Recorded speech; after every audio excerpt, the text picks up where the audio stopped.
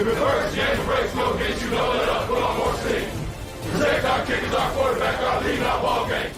All obstacles, block, cut, sides, through the game, tackle, this win it is. Press you again, we're here for the first mate. Carry like you never 6 minutes. Rocky Top, you'll always be. Doesn't have to be perfect, ain't gonna be perfect. We go compete for 60 freaking minutes. All right, enjoy the opportunity, enjoy the environment, and then go play our butts off, play for one another, and have a hell of a lot of fun. Everybody got me? Yes, all right. I don't know. Truly, like, I don't know how I could answer that because I don't know what it would take. Really, I don't know what it would be until I feel accomplished. If we win that natty, when we win that natty, then I'll say, like, my story's been good. Make the decision. You're either a Vol or you're not. Through thick and thin. Historically, Tennessee's known for defense. Honestly, you know, you look at the Al Wilsons, you look at the Reggie Whites, you look at the Eric Berrys of the Tennessee. So, you know, you got, you know, I would say like a monument of a bunch of defensive players who are set in stone the standard for defense here at Tennessee, and we just here to excel and carry that standard. But you know what? Let's talk a little Vols. That is not me trying to take any shine away from the phenomenal channel Talkin VAWLS and my guy Boogie Bentley runs. So shout out to them. But let's talk a little Vols here.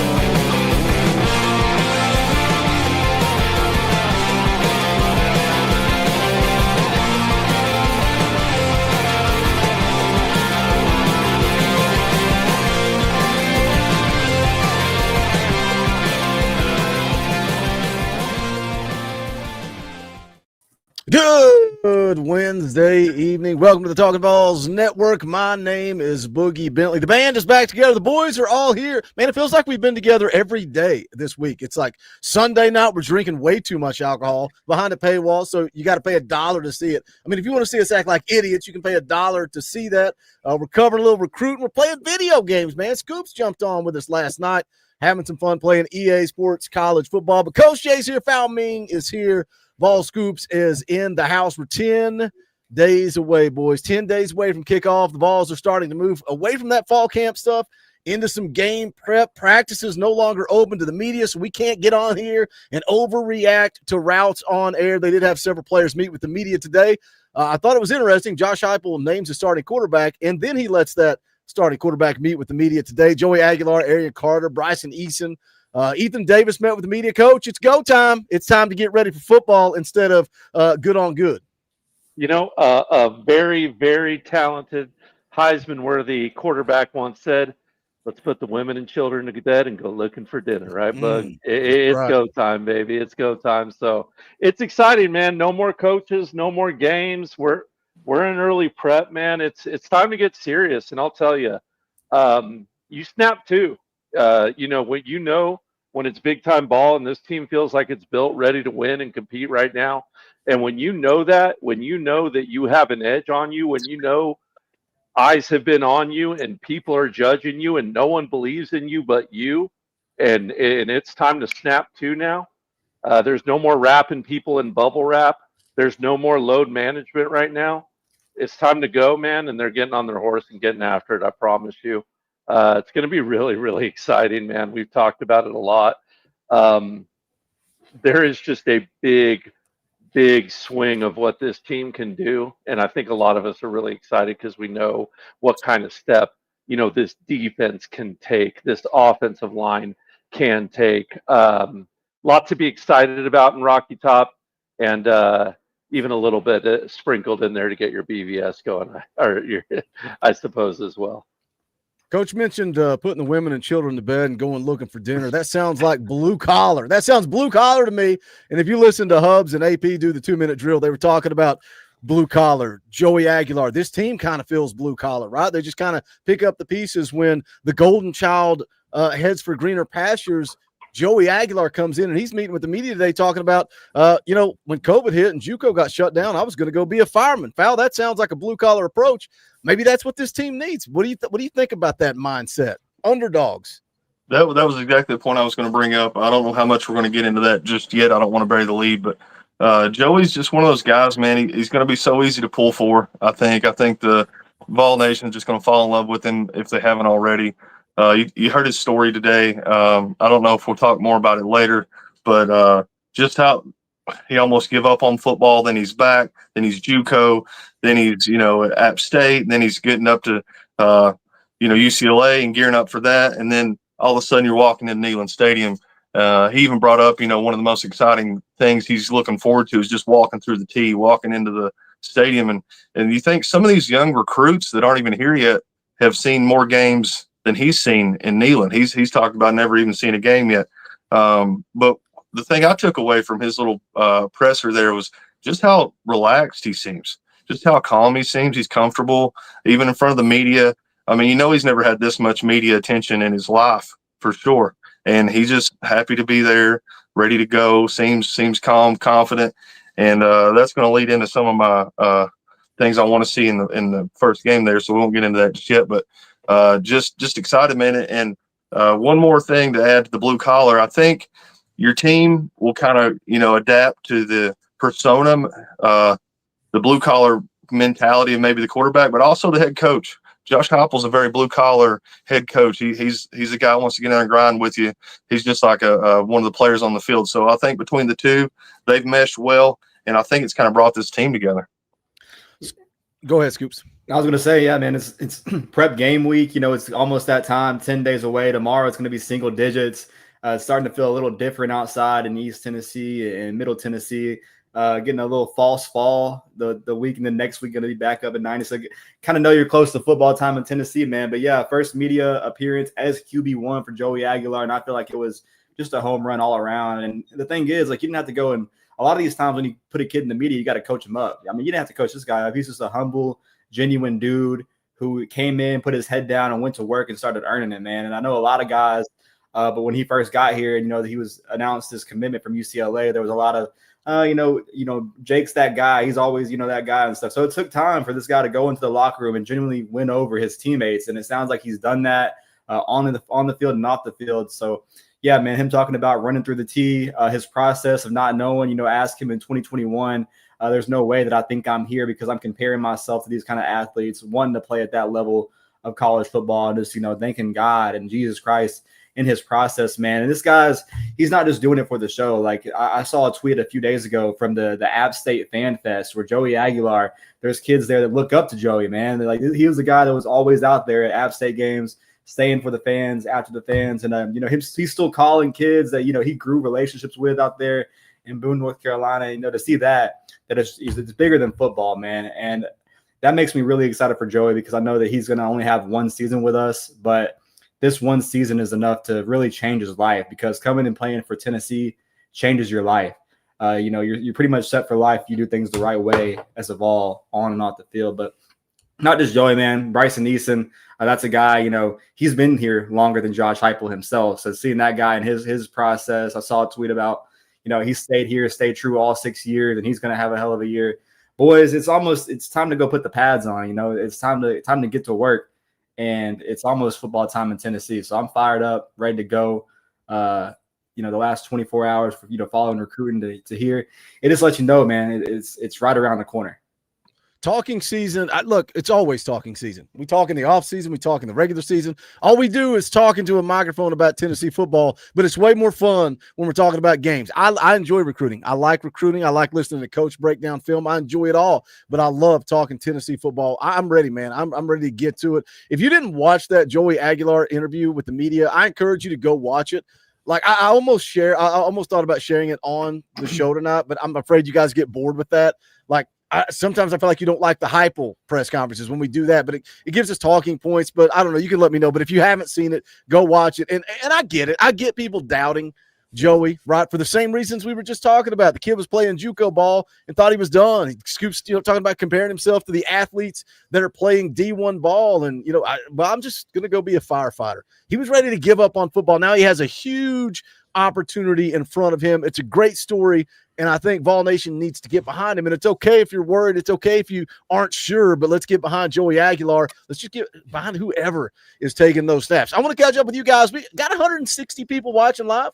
160. Maybe if we missed out on a 5-star recruit, we could get 3,000. Let's smash the thumbs up and share out the link. Let's grow this chat tonight. I want to have a good conversation about the ticket prices. There's some mixed feelings. I want to get your thoughts on it. But I want to catch up with you guys. Brian Turner dropped a 5 spot and says, Dorfy, GBO. Shout out, Brian. We appreciate you. Todd also dropped a 5 and said, Dorfy, that's why I can't afford game tickets. I give Boogie all of my money, GBO. Well, I appreciate it, Todd, because I just got the estimate to fix my house from the flood damages. I need all the super chats tonight. Let's just say that. I appreciate every single one. Todd Dell drops a 20 spot. That's Orange Boy. Let's play the clip. Rocky Top, you'll always be. Dell Diamond for 20, and we loved every minute of it. GBO, we need us a 2025 hot video, a good one. Man, we were talking about this the other night. It's like, how can you do a hype video when your quarterback's gone? I want to make receivers one. Are gone. Can I make one? Go How right do I ahead, do Coach. it, Boogie? Go ahead. What software do I use? And I will go make y'all one because Right. I have the perfect idea for one. So if you just give me a little nugget, Boogie, I'll crush it, bro. It's called Lightworks is what I use. Lightworks. Lightworks. It's Okay, free. There's no way this gets done. There's no way this gets done in 10 days. It is so complex and convoluted. Challenge it's never going to get done. accepted. There is no way this is going to happen. Accepted, family. 0% chance. 0% chance. Zero. I mean, Okay. I'm not even giving you 1%. I know how hard it is. I can't draw a little stick figure and be like, no, that doesn't count. Okay, Let's all right. hold on. We'll pause and we'll get Coach Jay's notes right there for the show. Believe it or not, we do take notes. We do prepare for these shows, and then they become a disaster sometimes. Joey Carroll for 5 says, door fee, house repair. I appreciate that. Oh, do I appreciate that. Thank you, Joey. Dude, apparently I need to get the little guy. I need to get my son on YouTube. He could probably make more money than I do. He wants to be a YouTuber. Did any? I bet the 3 of you didn't see it. Did anybody in the chat see the secret video that popped up on the channel? It was about 2 hours ago, 2.5 hours ago. I'm sitting in my office. I'm getting the show laid out, working on the cover photo, all that type of stuff. And one of my buddies texts me and he goes, Boogie, you may want to check YouTube. I just got a notification of a video. I don't know if you've been hacked or what's going on. I'm like, what the heck is he talking about? So I go to the YouTube studio. I start looking. I don't see anything. I click, go around. Finally, I see Sonic the Hedgehog versus Shadow. It's a 20-second video. And I'm going, what is this? And I didn't know if it was an ad. I didn't know if YouTube was now posting ads as if they were videos on channels. I have no idea. Some of the people in the chat, Dell Diamond says, Sonic. It was about Sonic, Vols fan in Georgia. I saw it. Sonic. Brian says the Sonic video. So you see how many people in the chat watched that video? It was on the channel for 8 minutes, and it pulled more views than a certain Tennessee YouTuber is getting in a full day. It was a Sonic. It was a Sonic the Hedgehog video, and it pulled more views than their entire show. I'm sorry. It's just the reality of the situation. Quality content's quality content. Fast, man. Oh, my whole family's eating it up. I was like, I'm in panic mode. Why is there a Sonic the Hedgehog video on the YouTube channel?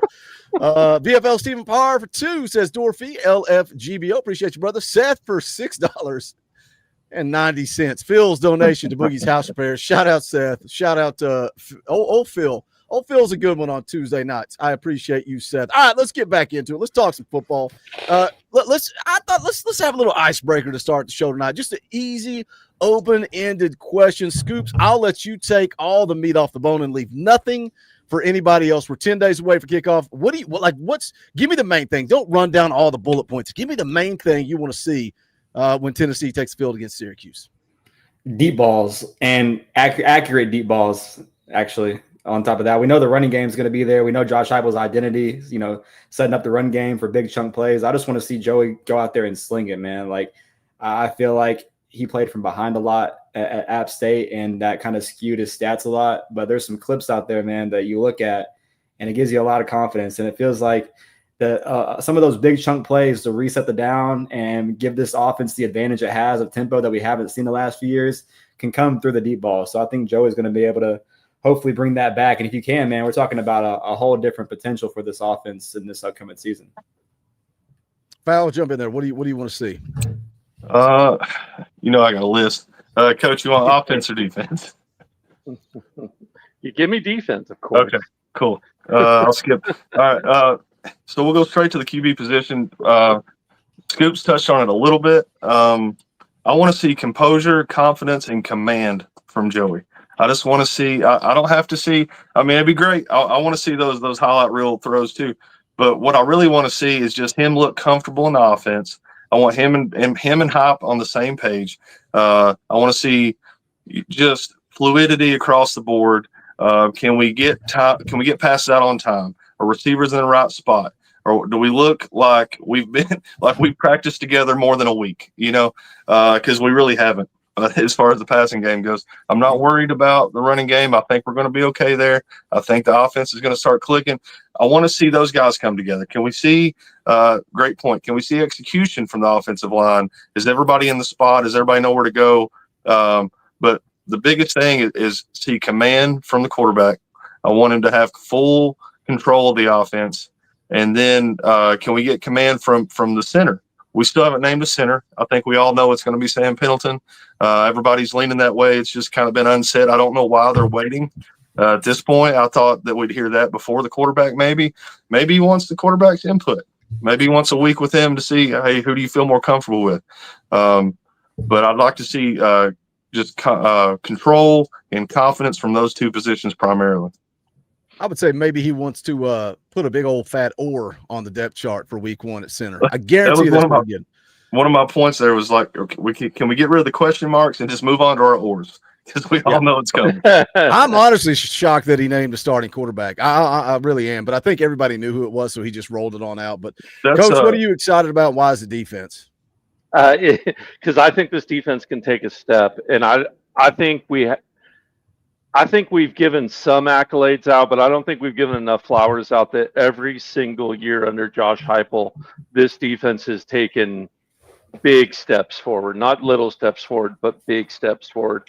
And I think that trend can, should, and will continue. So I want to see it do so. But before I even say that, I didn't hear no penalties. I want to see a clean game. That's number one, right? First game, it's a game where things can tend to be sloppy. I want to see a clean game. So that's number one. Number two, I want to see pressure for defense. I want to see pressure. I want to see a lot of pressure on the quarterback. I've set some kind of standards that are high standards, but I think this team can meet this year. And I'm going to lay them out right now.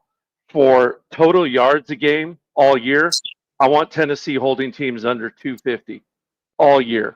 That would be good for number one in the country last year. I think this team's capable of doing it. So I want to see that happen. For points, I want to, especially in the Syracuse game, I don't want them scoring over 14 points. 14 points is the absolute lid. So let's hold them under 14 and see if we can carry on that through the whole season as well. Rushing yards, I don't want them over 80 on Saturday. There's no reason Syracuse should be rushing for over 95 yards. That would be my lid. 80 is the low point. Passing yards, we're going to set that right at 170. And let's rock and roll, man. I think this team, if they follow those things, they'll be all these stats, guys, translate into top 3 defense in the country over the past 5 years. And that's how highly I think of this defense and the step they can take. Now, they got to take a step to do it, but I believe they can. So let's see if they just make as big of a jump as they did from 23 to 24. then they'll execute these stats that I'm talking about right here. It's feasible, it's doable, but they need to play together. They need to play with intensity, intent, and direction, and as one unit, and they can get these done. I saw it was an article talking about Greg McElroy from Always College Football, talking about this defense and how he expects this defense to be elite again. And so many people are counting Tennessee out. So many people are like, they're not bought into Tennessee. And it's like, if this defense, even if they don't take a step, even if they're just the same as they were last year, I think this team has every opportunity to make the college football playoff. It's like, well, Joey Aguilar sucks. He played at App State. It's like, Nico didn't go out there and set the world on fire. Nico went out there and he played good at times and he played bad at times. I think this football team can surprise some people, but I'm jumping into Coach Jay's boat. I want to see the offense succeed. I want to see Joey Aguilar. I want a dominant defensive performance. So if this offense is struggling, if this offense isn't clicking, if Joey is struggling, if the offensive line, if we're going back to last year, it's like, well, it's just one little thing. If we can clean this up, every week we sat on this channel and said, we're close. If that happens again, dominant defense. Don't let Syracuse do anything. Go out there and establish your identity. That's why I love the Arian Carter clip. He's like, Tennessee is known for playing great defense. Like, just because we got an offensive-minded coach, this is the house of Eric Berry. This is the house of Reggie White. This is the house of Al Wilson. And we are going to carry that standard to the next level. Go out and show Syracuse what it's all about. And then let's see if this offense can come along with that defense. There's nothing better. Like, what are y'all's thoughts on this? The fact that we've got an offensive-minded coach that walked in to Knoxville, Tennessee, and we're going to play up-tempo, fast-paced, high-octane. It's going to be explosive, and we're living on freaking defense. That's a great thing when you're an offensive-minded coach and your identity is defense, Scoops. No, 100%, man. I mean, a lot of us gave Tim Banks a lot of crap there, man, in 2021 and part of 2022 just because there were some hiccups, but the vision there, I don't think people understand how hard it is for a defense to go around a system like this offensively and be successful. Is actually like really difficult. It never happened at UCF and obviously in the SEC, being at an elite program where it is known for defense. Reggie White, Eric Berry, you go on. Heupel is talking about since NC State last year, man. It's always been the standard. Just to see those guys, man, going back to the Arian Carter clip, those guys go out there preaching, I need everything you got, 100% every single play. And to see that on this team and the leadership council, these guys that are in the locker room and setting a standard to keep the notion that no one is bigger than the power T and that we play for this logo on our back, to still have the in-state talent, man, like that bleeds orange like we do, Talkin VAWLS, obviously. But it's been crazy to see, man. And to talk about that this defensive front can maybe even be better this upcoming season, that our linebackers might be better, that Tennessee can go out there and maybe not even take a step back on the defensive side of the ball. I mean, man, this all you got to do is hit a few chunk plays on the opposite side of the ball and complement this defense. And there's games last year that were one-score games that we went into overtime at home with, especially Florida, that we could probably go out there and create a gap, win by 2 to 3 scores. I mean, you got to hit on those big plays, and you got to do what the system that this Josh Heupel offense gives you, man. But with this defense going into this year, Tim Banks, Rodney Garner, William Inge, I mean, we have one of the best coaching staffs defensively in the country, and we don't even respect it half the time. Go ahead, Coach. Hit me last. As far as like my offensive thoughts, is that what you're saying? Sorry, I was reading something. Just the idea of having an offensive-minded coach but living on defense, like how that's a blessing for Coach Heupel. I think it's just a reality in the Southeastern Conference, to be honest. Like, if you don't hang your hat on defense, you're going to have a problem in this conference. Everyone's too good. You have to have that, that bell cow. This isn't the Big 12, right? Like, you can't just live on offense. You'll get slaughtered out here if you have no defense. You'll just get ran up on and down on, or taken apart every single week. So to me, it's a non-negotiable for whatever kind of coach you have, whether it be offensive, defensive, or anything. You have to play defense first in this conference. So for me, it's just a reality, and everything else. I know we were spoiled early on the passing game to a degree, and the big plays to a degree. But really, this team needs to focus on defense, running the ball, protecting the quarterback, and then those pass plays will come, and that will be the icing on the cake. Yeah, to me, that's a coach that gets it right. Like, he got here, he knew what it took to compete in the SEC. But we got to go straight to the line of scrimmage. We got to be able to dominate line of scrimmage on both sides of the ball, and we got to be able to play defense.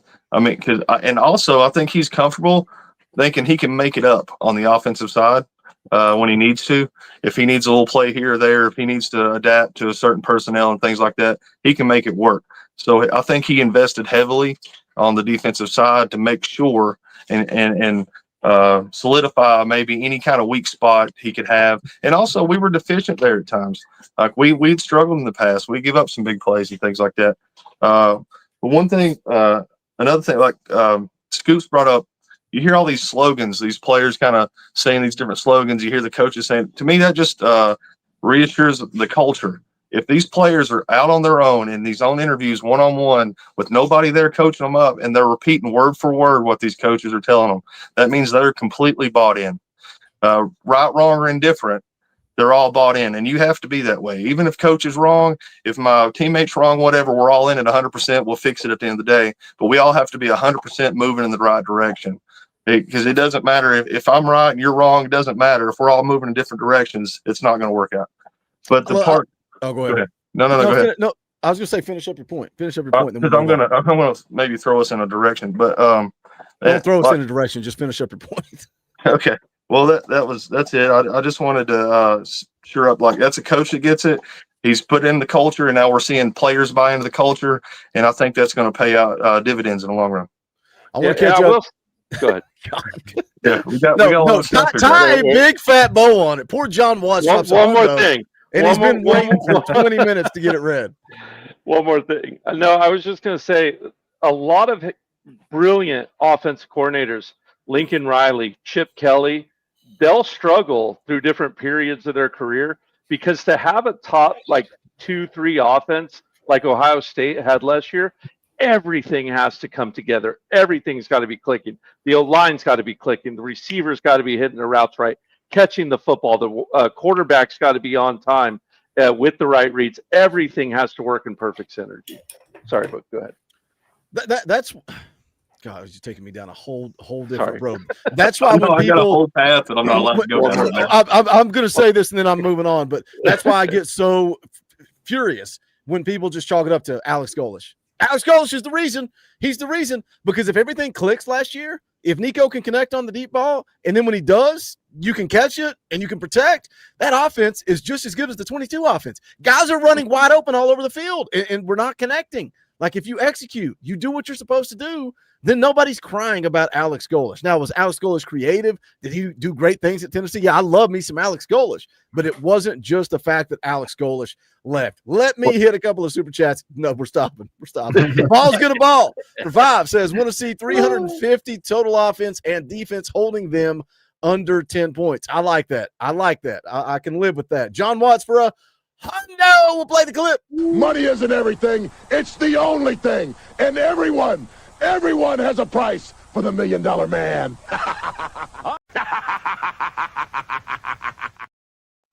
John Watts for a hundo. I'm not going to let my wife see this super chat because then she's going to take it. I'm going to go take this and buy some bourbon. There you go. Some toys, comic books, something. She's going to want to fix the house with it, so I'm not going to let her see this.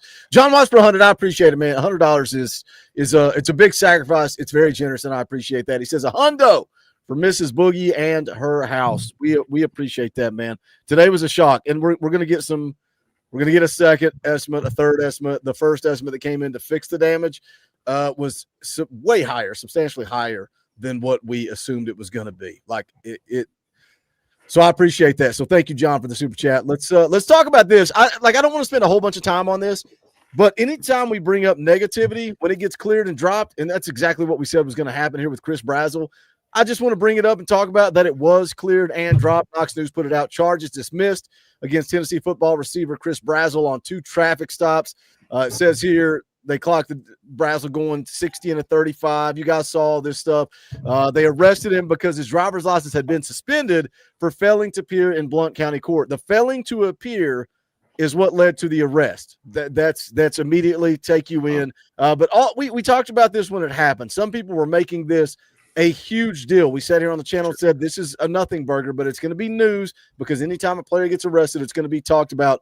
This is exactly what we said was going to happen, and it did happen. Brazzell produced proof of insurance, paid court costs in Blount County, which dismissed that charge on August 11th. Court's records show the Blount County decision restored his driving privileges and consequently dismissed the charge of driving on a suspended license in Knox County. He was supposed to be in court for the arraignment on August 20th. That wasn't needed because his driver's license had been restored and the charges were dropped. Does anybody have some? Go ahead, Scoops. I was just saying. Man, this just looked way worse than it really was because at the time, Braylon Staley was out. Mike Matthews had his brace. They were, being precautionary with our wide receiver room because the depth isn't there. So you obviously want to keep guys from getting banged up that do know the system. But yeah, you're providing proof of the insurance, something that probably, could have happened after the initial traffic stop and taking care of those things. But, he's a college athlete. Sometimes they think about ball. They don't, they're not there to play school or play legal systems. So I'm glad that he had some good counsel in his corner to help this problem kind of go away and, kind of get it taken care of just because it was a silly thing, just, not following up and doing things the right way.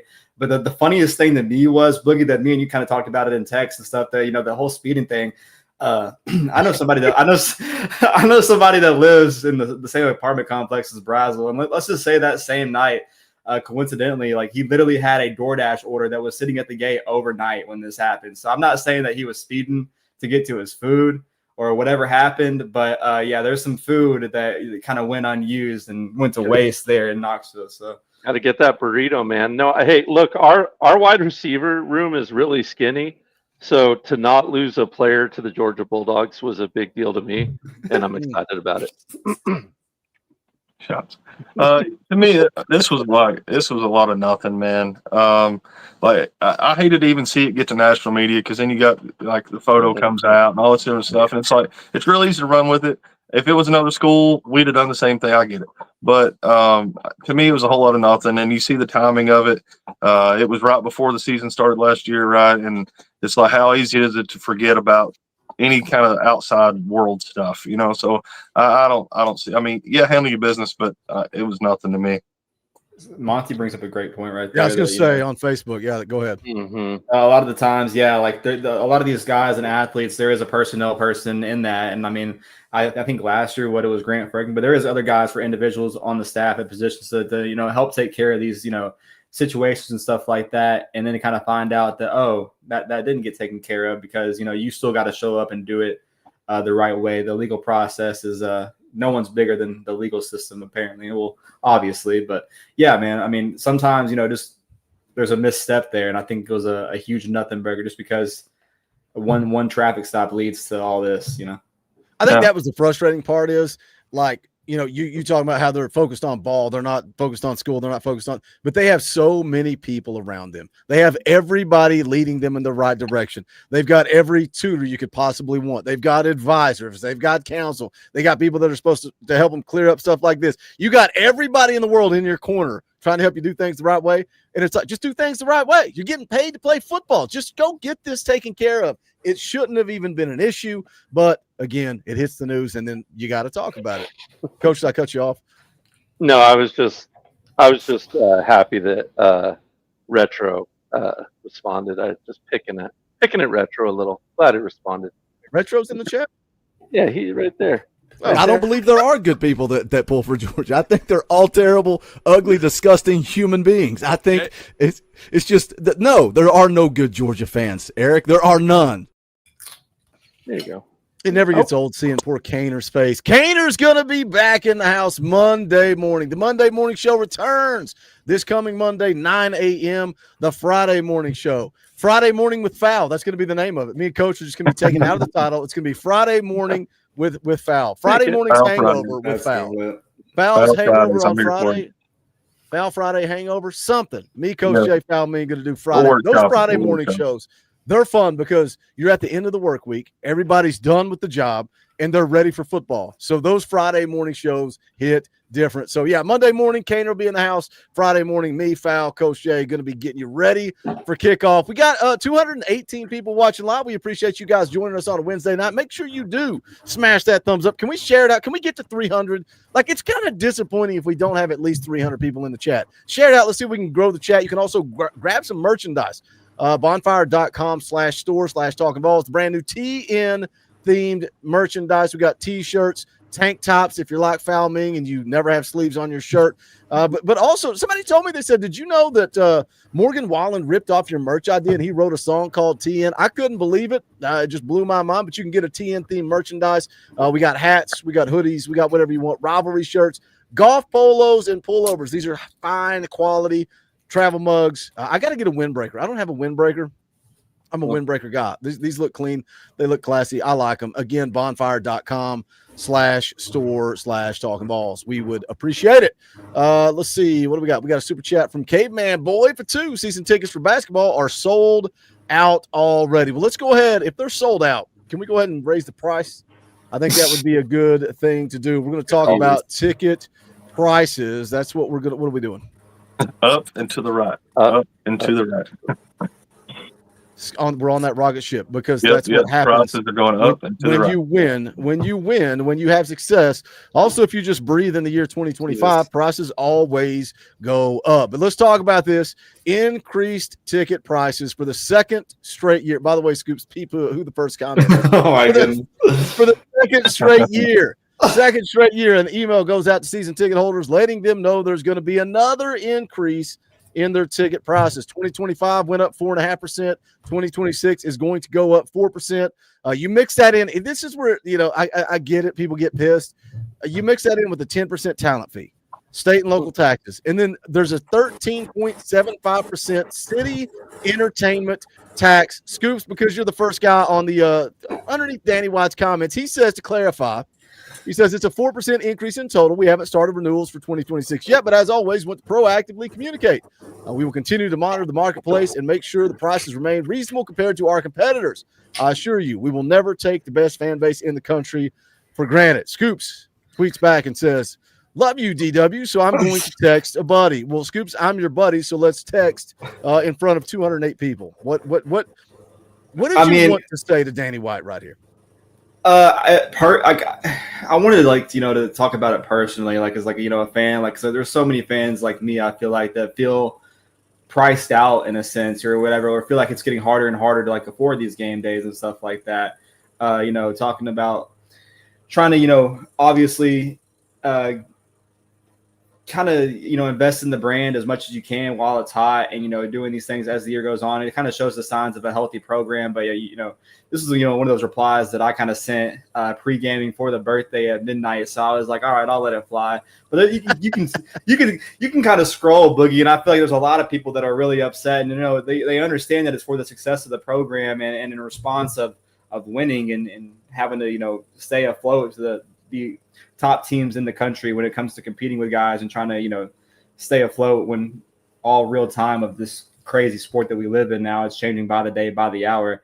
But at the same time, man, I feel like, there's obviously a reason that he is trying to take advantage of it at the current time while things are hot, while the stock is high, trying to take advantage and make the most out of it to invest in these things, whether it's facilities or the projects that Tennessee has currently going on. People call it, the Dandy District, the whole G10 renovation, to come in a few years. I understand it, but a lot of these people, man, that they do, invest into going to these games yearly out of their yearly salary, whether taking off at work every Saturday or making sure they can go out to, make sure they see a Tennessee football game. And really, some people live in paycheck to paycheck, but making sure they still make it to Knoxville, bro. I know a lot of people that struggle, but they make sure they're in Knoxville every single weekend or traveling to see Tennessee football, man, because they just bleed orange. So I understand a lot of people that kind of feel, priced out. A lot of people that feel like they can't afford their season tickets. A lot of people that have, been in had these tickets for decades, man. And there's an increase where they just can't do it anymore. And there's some people that were even promised a lifelong guarantee, man, to have this stuff and to give their offer to Tennessee. They, hey, if you invest in our program and you do this to help us go to the next level, we got you for life. And those contracts, I mean, for life, I guess, means 33 years. There's a lot of people, man, that are vividly upset, but it also is a sign of a healthy program and a healthy administration. And Danny White, though I disagree with a lot of things, and I text a lot of buddies about, current things, he hasn't, really done anything in my sense to make me want to go Chernobyl on it. Let me hit a couple of super chats real quick. That's right. Go Vols for 5 says there's a reason there aren't many big concert tours that come to Knoxville. Entertainment tax is outrageous enough. I did not know about that until I read Hub's article today, getting ready for the show. Crazy. That blew my mind. That's ridiculous. Luke Thompson for 5 says add a talent fee to the door fee to make it $5, Boogie. I should do that.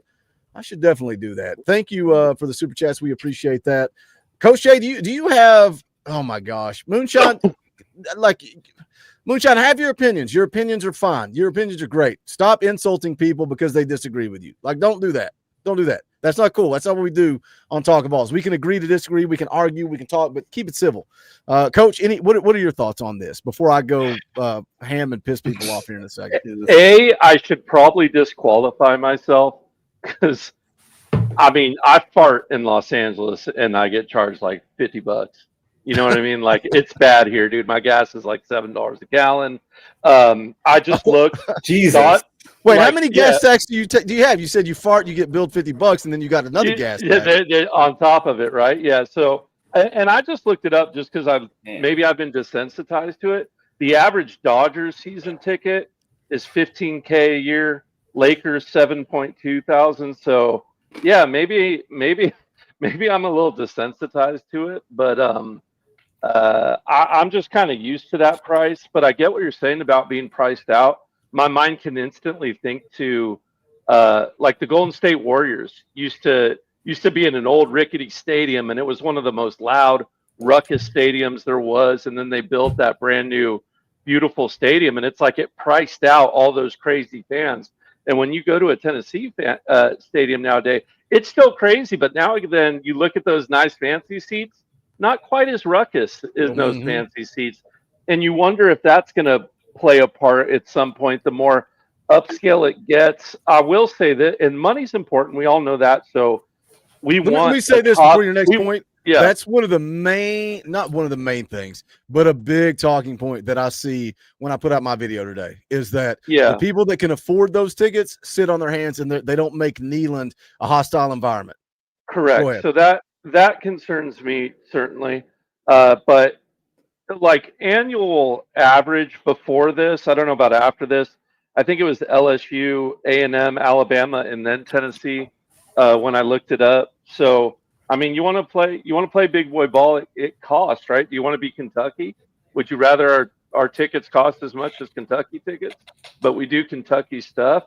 I wouldn't. And then the other thing I'd like to say is, like for me, if you think back, I can think back to my first Tennessee game, or like even the 2016, the first time I got to take my son to Neyland for that Florida game. I don't know that I can put a price on that ticket.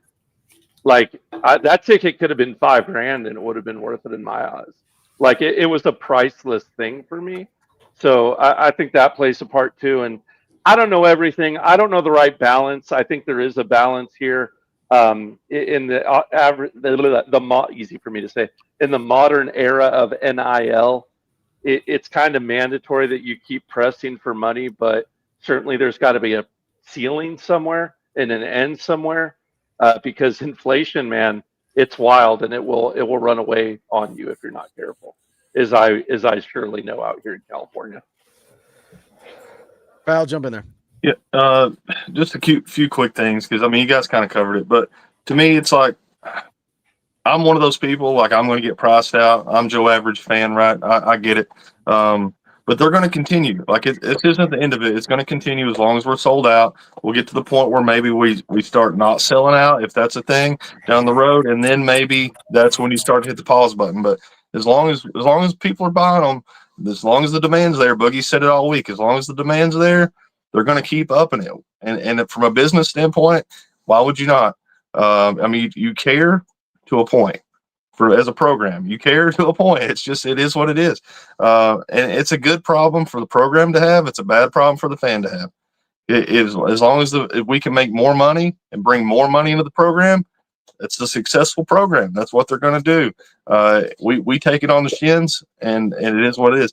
It does suck that, maybe Joe Average fan can't go, or the younger fans can't go. It does seem like maybe that's part of the not as rowdy. Maybe you can't get the stereotypical drunk college kid in there on a budget. But that's part of it. And then, like, if you start looking, it's like I can have lower level tickets, a pair of lower level tickets to one of the bigger games, or I can go on vacation for a week. I mean, that's almost where the price point is. Like it was for me this year, and I chose to get 2 tickets to Oklahoma. I mean, you had to make choices. Hold on, let's stop right there, because that's the whole thing. You got to make choices, right? Yeah. I can either go on vacation or I can go to Oklahoma. So you have to make that choice. I think I saw Sword the Demon say it a couple of times in the chat. It's a luxury. It's not a necessity. You don't need to go see Tennessee football, and I think that's what that's where I'm kind of at. And I always walk on eggshells because I'm afraid people are going to get pissed at me and be like, "Oh, you're rich, Boogie." No, I can barely afford to freaking fix my basement right now. It's a luxury to go watch Tennessee football. It's not. I'm not entitled to that, and that's what drives me nuts. Is it's like, well, I deserve to get to go. Do you? Well, I feel like I deserve to get to drive a Porsche. I deserve to get to drive a Ferrari, but I can't afford that. I can't afford that. And I'm driving a Jeep Wrangler, and there's a dude out here driving up a busted up, I don't know, Ford Pinto. And he's going, well, screw Boogie. He gets to drive a Jeep. I deserve to drive a Jeep. And I'm going, well, screw that dude driving a Ferrari. I get to drive a Ferrari. Meanwhile, there's a guy on a bicycle going, screw that guy with the Pinto. I deserve a Ford Pinto. And then there's a dude that's walking going, screw that guy with the bike. I deserve the bike. And then there's a Georgia player in a Hellcat. Yeah, and then there's a Georgia player driving drunk, wrecking. Like, it's just, you know what I mean? Like, that's my thing. 98% season ticket renewal. That speaks volumes. We sold out 20 straight games going into this year. Guess what? Guess what conveniently happened in that span?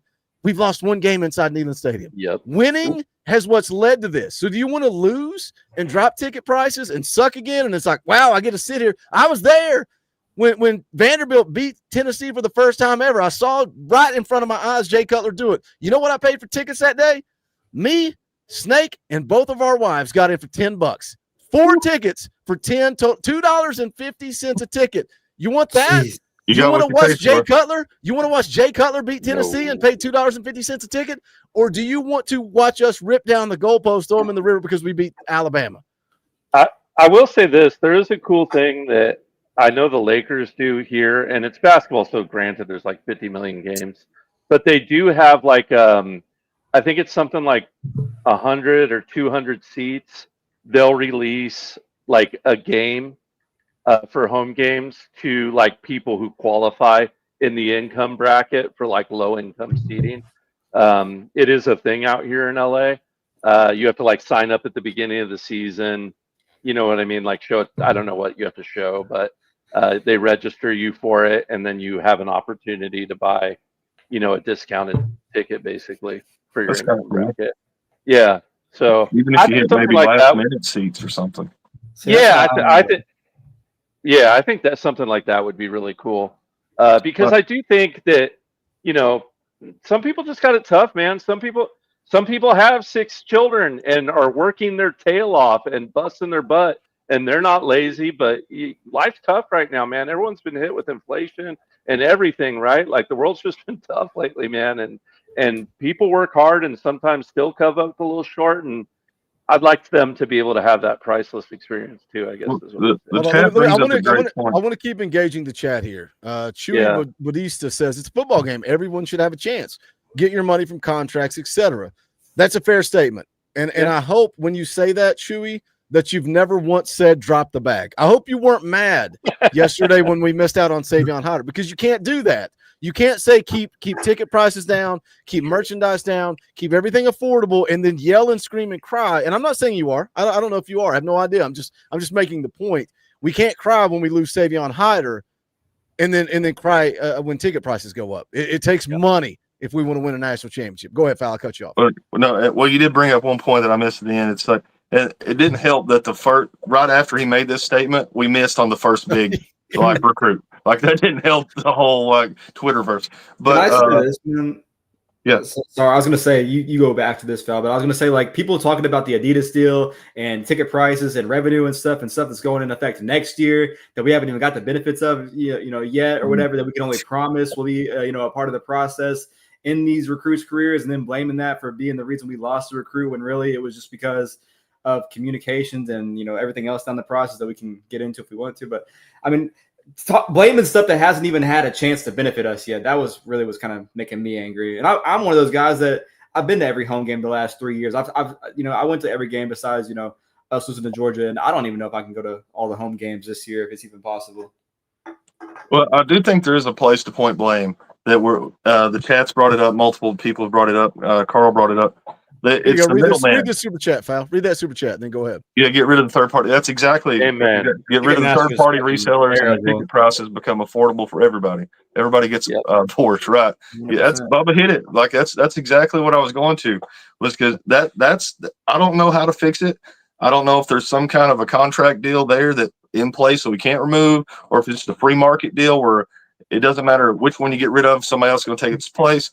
But there has to be a way to get rid of this resale thing, because I like I was talking about, I just bought tickets, and I mean probably a fifth, maybe a fourth, a fifth of my cost came from like all these fees from the reseller, and it was like fees that didn't even make sense. If you have, most people won't, but if you go into it and look at like item by item, break down the cost, like it probably added $200 on the total.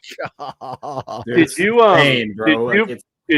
you buy them from in fees? Did you buy them through like a reseller app, or did you like buy them through? I think it was SeatGeek or one of those. Okay, whichever gotcha. one. I usually shop them all. Like for instance, I sold my Bama tickets last year. I had an extra set of tickets because I bought them through third party, and they were shafting me and not giving my tickets in time, and I wasn't gonna miss that trip. So I bought an additional set and was like, all right, I'm just gonna sell these. They're Bama tickets. They'll sell. Michelle is awesome. I just sold it to her at cost because you know what I mean. She's Talkin VAWLS family. She donates to the military in this channel, and I just wanted to do it at cost for her. And all that was handled like through the Tennessee ticket app. So I don't know if there's a way to control it a little through that, but I guess once it hits StubHub and stuff like that, it's kind of in the wind and out of I don't even know how they get them. How do they get, like, how does SeatGeek, Ticketmaster, how do all of those? So you basically sell them or whatever, like a season ticket holder will sell them and stuff like that. And then you can list them on a third party site for whatever price you want to. Let me say this though, when Arkansas and Oklahoma went available for the resale for single ticket sales from Tennessee directly, I'm pretty sure Upper Deck for those two games were over $200 before resale price. And like that's like obviously as you get close to the game, the hype builds up. I mean, like Georgia tickets in Facebook Marketplace like are like selling like $1,000 a piece and stuff like that. I mean, if you like are living on a budget, the biggest thing I can tell you is wait until like Thursday or Friday and join these ticket groups on social media, because that's when people like start lowering and panicking or whatever. It's the price. I got into Alabama last year waiting like 12 hours beforehand. Like I drove up immediately after and got in there for like maybe like I think $175 a piece for Lower Deck. It's crazy. See, I feel like my opinion's invalid too, because I don't go to games, right? I know I'm going to be right here doing a post-game show, working. And so it's like it doesn't really impact me that prices are going up. Because if I'm going to go to a game like I did 2 years ago. My daughter says, I want to go. We're going to go. It's Connecticut. Like I'm not paying a fortune for Connecticut. It doesn't matter. So that's why I always feel weird giving my opinion. But to me, it's like this winning has caused this. Winning has caused this. People are charging $200 a ticket for lower level seats against ETSU. Like that's what's crazy to me. Like MRO 6, like, you know, people want like $200 per ticket. It's insane. Let me hit a couple of super chats real quick. That's right. Go Vols for 5 says bought 2 tickets for us for versus Florida last year for my first ever game, way up there, and I'm pretty sure I paid $600 for both in not to mention travel.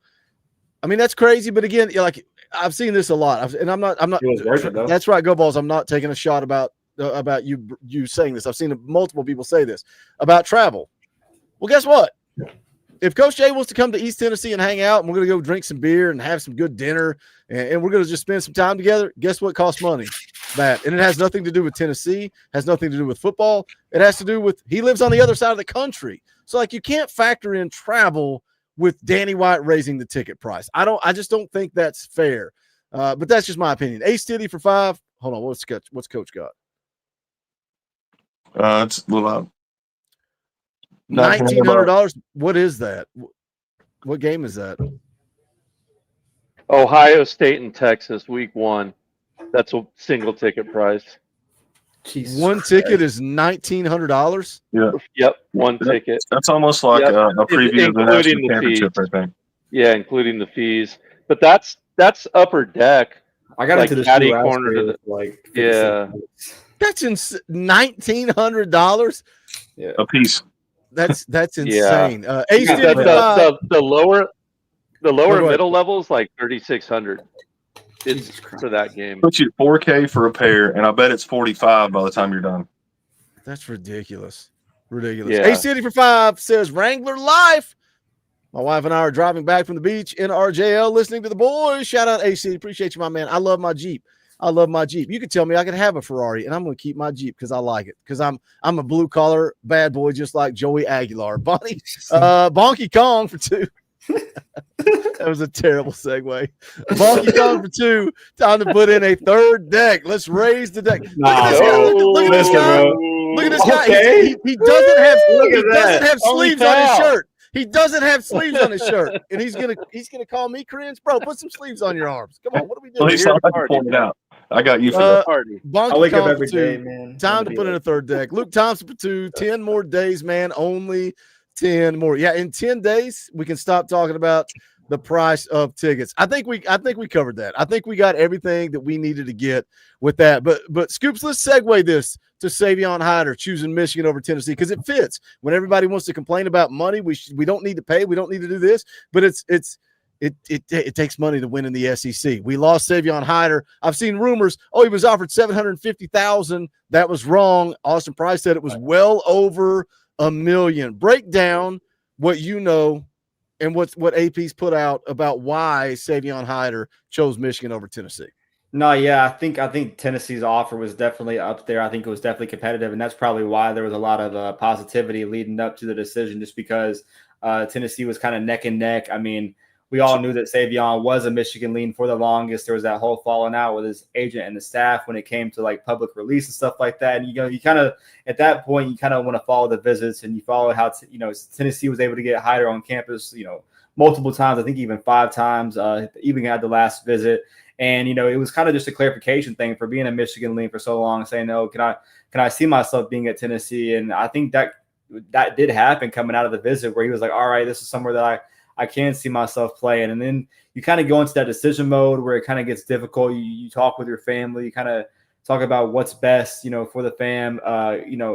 Tennessee kind of getting a lot of the trend. I feel like Michigan kind of made them go heavier in the process, if that makes any sense. Like they were kind of feeling like they were shut out. And then, I think the staff from Michigan just kind of went all on. Like this was their number one target in this class, not just number one running back, number one overall target in the class. So it's kind of one of those things that you saw last year with Bryce Underwood, whether it was Dave Portnoy and Larry Ellison. They weren't really taking no for an answer. They were kind of going to go out here and do whatever it takes. And I'm not sure if there was like a pay bump or whatever on Michigan's side and stuff like that, or really whatever happened. But I think, Tennessee really had the momentum. I feel like he was kind of just answering, calls like that. And then once Michigan kind of felt like they were from behind, kind of was like more aggressive, being in the process, trying to, not take no for an answer, calling his mom, telling him that, a lot of them really thought that Tennessee wasn't done yet. We got that information coming out about how they didn't really want anything getting out, not in the process, not really having a decision yet. So, I mean, ultimately, I think the favorable trend kind of won there, but I think Tennessee and all the buzz there was really legit, trying to get a guy to come off, the school that he was eyeing for so long. But I kind of take that and go back to like you're trying to get a guy to go away from his dream school, man, and you're fishing, going after a big talent. We've seen Tennessee do that in recruitments, whether it was Carnell Tate and his love for Ohio State and, trying to get him at Tennessee with Nico at the time, or whatever it is. Tennessee's going to go out there and swing big for the fishes. So, I mean, I think the trend was really there. I don't know what direction, Tennessee will go after this, but I really wouldn't be surprised to see if, 6 months down the line, before signing day, trying to talk to him as much as you can before December. I mean, hell, in this day and age of college athletics, man, a year from, today, maybe Michigan has a bad year. Maybe something happens that, investigation wise, you never know what's going to happen where you be like, hey, we, sorry about how things happen, but, we're still interested, whatever. He does enter the portal. Like, you never know in these college athletics. So try to advise people on social media, man. You take an L, take it on the chin, move forward, because 24 hours, I don't think, until right now, we weren't really thinking about that. We're just thinking about football time in Tennessee, man. So I advise people, not to say anything crazy on the social media, because you don't know how college athletics could come. You don't know, maybe in 6 months or after his freshman year, we're spinning back on this guy again. The grass isn't always greener on the other side. But, Tennessee, I think they put the best, plan out there. It wasn't money. It wasn't NIL. I think it just came down to the basics. Whenever those deals match, man, and the money's kind of the same, and you both have, kind of the same structure, it comes down to where you're more comfortable at. And, having that momentum, man, it comes down to the final 48, 24 hours, man. It really does. So I wish him the best. No ill intent to him. I know we kind of went around the social medias for the clip and all that, but I really do think the kid's going to be good wherever he is, man. And who knows, man, in a year's time, maybe Michigan has a bad year and we're talking about this kid again next year. It's such a good point, because we saw it with Big Dave, with David Sanders. Like, sure, he's committed to Tennessee. Ohio State's still flirting with him. He's taking extra trips. He's trying to make sure. And we have fans going after Dave. Guess what? He's suited up for the Big Orange. He's going to be our starting right tackle. Yeah. So I want to reiterate what Scoop said. Don't go crazy. It's the transfer portal era. We very well may have a shot at Savon Hider at some point. We may have a shot before signing day. Pump the brakes and calm down. That said, no disrespect, no ill will towards Savon Hider. Michigan fans are a complete garbage human beings. They're the worst fan base I may have ever dealt with. They're worse than Ohio State fans were with Carnell Tate. Our channel was a train wreck. I finally was like, I'm done. They can have the channel for the day. I'm done reading comments. It was a nightmare, absolute nightmare. But I want to go back to, again, Scoop said it wasn't NIL. Tennessee had a competitive offer. It was AP said it was well over $1 million. What does that mean? 1.2, 1.1? I don't know. Well over $1 million. And I thought that was interesting when we've talked so much about, does Josh Heupel need an elite running back? That tells me Josh Heupel wanted an elite running back. If he was willing to spend over $1 million. But, Fowl, let me ask you this. Obviously, all eyes are on Tristan Keys. I don't think it's if. I think it's when. We got some other flip targets. Kamari Blair, a 4-star offensive tackle, committed to South Carolina over Tennessee and Ole Miss. Steve Wiltfong said Tennessee lost a buzzer beater, but they are going to put on steam for Kamari Blair. Also, VolQuest put out that as soon as visits open up, this Tennessee coaching staff is going to go see him. Couple of 4-star edge rushers. Tristan Gibbons committed to Texas A&M. Hezekiah Harris committed to Auburn. Tennessee is pushing the chips in on those guys. Lincoln Watkins, he's a 3-star tight end, but when everything went down with Carson Snead, even before he flipped, Tennessee kind of saw the writing on the wall. They offered the Kentucky commit. You got $1 million in your pocket now. You got house money. Where are you pumping that? Are you sitting on it? Maybe wait until the portal opens after the season? You putting it into one of these flip targets? What are you doing with that $1 million if foul means Coach Heupel? You kind of, I was ready. I was locked in. You kind of spun me when you said portal. I hadn't really thought about the idea of waiting that long. But that was in my note. One of the first things I want to ask you guys was, who do you think's next? I think, I agree with you. That's word for word, all eyes on Tristan Keys. But I think we've done our work there. I think the ball's kind of in his court. It's a matter of when. I think he will transfer. I don't know. I think Tennessee's in the hot seat. I think things look good there, but I mean that doesn't mean anything at this point. We all know how much money Texas A&M wants to throw around. So if you get to write the blank check, do they pull a Michigan and say, well, it doesn't matter, whatever it takes, we'll pay it. But my first two things were Blair and Harris, because I don't think the whole thing with South Carolina, it never seemed like it just didn't seem like it fit at the time. It seemed like a rushed thing. It seemed like a last minute decision. I haven't read anything more about it. I just, from that initial gut feeling, I thought that was the target that we need to stay on top of. And then you guys can give me more information on Harris because that keeps popping up. So those are my first two targets. My first was Blair, but Coach, have you heard anything else about Harris and that flip, or anybody else you have your eyes on right now? I haven't heard anything else on that flip. I mean, honestly, I like where the class is right now. We all know that Tristan Keys is the jewel and is going to continue to be until that moment that we can hopefully get him in. But no, I hadn't seen anything on that one. I'd like them to keep building depth in the wide receiver room either way. Like, they should have a plan B and C if they can't get Tristan. But I think we all feel a little optimistic about probably pulling that off. So we'll see the what reason happens. those two stuck out so much to me, and you guys can jump in here, was it seems like we're trending away from Gray.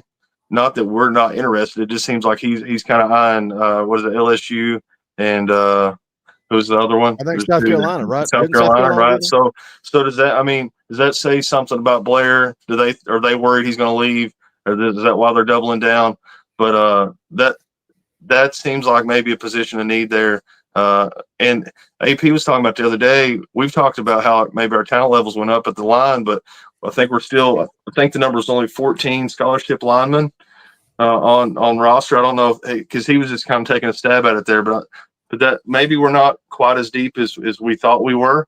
Maybe just like 1 and 2s, but we're not. Once you start getting past that, we're starting to get a little. Maybe we're not ready yet. So I definitely want to double down and take care of the trenches. I think that's important to mention Kamari Blair there, because in this cycle you got Gabriel Ascenda, 5-star 247 Sports, 4-star on 3 industry rankings. JB Shabazz was a big one. I did not expect to land him. That was a huge commitment. I like Kamari Blair. Obviously, all eyes on Tristan Keys, but Coach mentioned wide receiver depth. Dude, this class is going to build that depth, and look what they've got with Travis Smith, Brad Jackson. Does Joakim Dotson, what does he look like? And those are 3 true freshmen. And now you're going to add Celeste Moa, who's ranked inside the top 50. And then you're going to add Tyreek King, ranked 128th overall. And you're going to add Legend Bay. And people like, aren't we in a great spot when a guy's ranked? I think he's in the 320s somewhere. And we're acting like, oh, he's the lowest. He's he's not. Legend Bay's a dude. Yeah, elite speed, like track speed. You get Tristan Keys, name a better team with a better class of wide receivers in 26 in Tennessee. I'll wait because there's not one if you flip Tristan Keys. But go ahead, Scoops. I cut you off. No, I was just going to say, I'm pointing to that. Talking about wide receiver, Tennessee also has one of the best linebacker rooms in the country with TJ White and Braden Rouse right now. But yeah, talking about Harris and Tristan Gibbons, I think those are 2 guys, elite edge rushers that you're going to try to swing on to get on-campus visits during the football season, because I don't think those guys are really locked in where they're at. I think they're comfortable where they're at, but can Tennessee give them something to, kind of really think about? I think we're still swinging big on J.J. Finch, who's committed to Alabama right now. I think Tennessee and Miami are trying to flip an elite defensive line there. And yeah, but Tristan Keys, man, it's not if but when. If you kind of tuned into the gaming stream last night, if you know, you know. But if you don't know, you don't know. But I mean, I think Tennessee's continued to be a team that kind of trends in there and doing things the right way. And it's always been the kind of team that's always there in the topic. So really kind of feeling better about, that one, not if, but when, and trying to, you don't really want to rush something. If you feel good about it, you don't want to rush it, put it on the kid's timeline and kind of let it cook. But yeah, man, I feel really good about Kamari Blair. I feel like he's a guy that, he kind of had a strong NIL push from South Carolina and co there.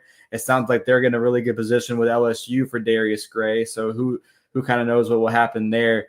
But I think that's a guy that's an in-state guy, had a little NIL thing. And now Tennessee does have a little bit of extra NIL. They obviously aren't just going to go and put it on the offensive line. I want to see what they do at running back, because I think there's some elite guys that they might try to, take a spin on. But yeah, man, Darius Gray is an elite prospect.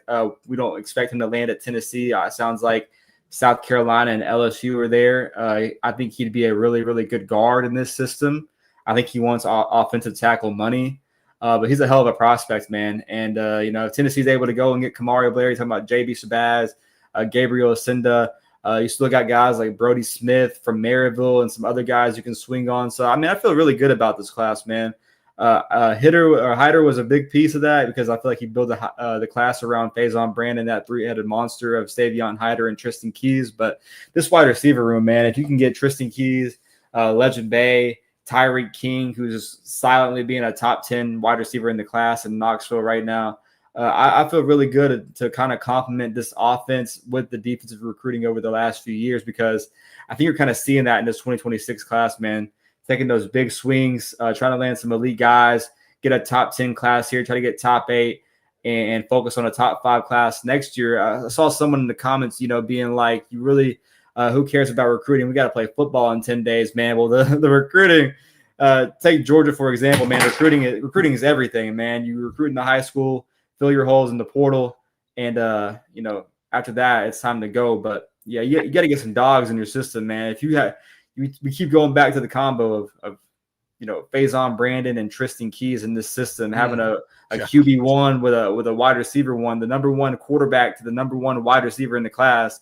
It just makes too much sense, man. So we'll see what happens there. But I think this 2026 class is still loaded, and the potential is all there. Let me hit a super chat real quick from J Ball for 5. Said, did UCLA quarterback Luke Duncan really beat out Nico for starting quarterback?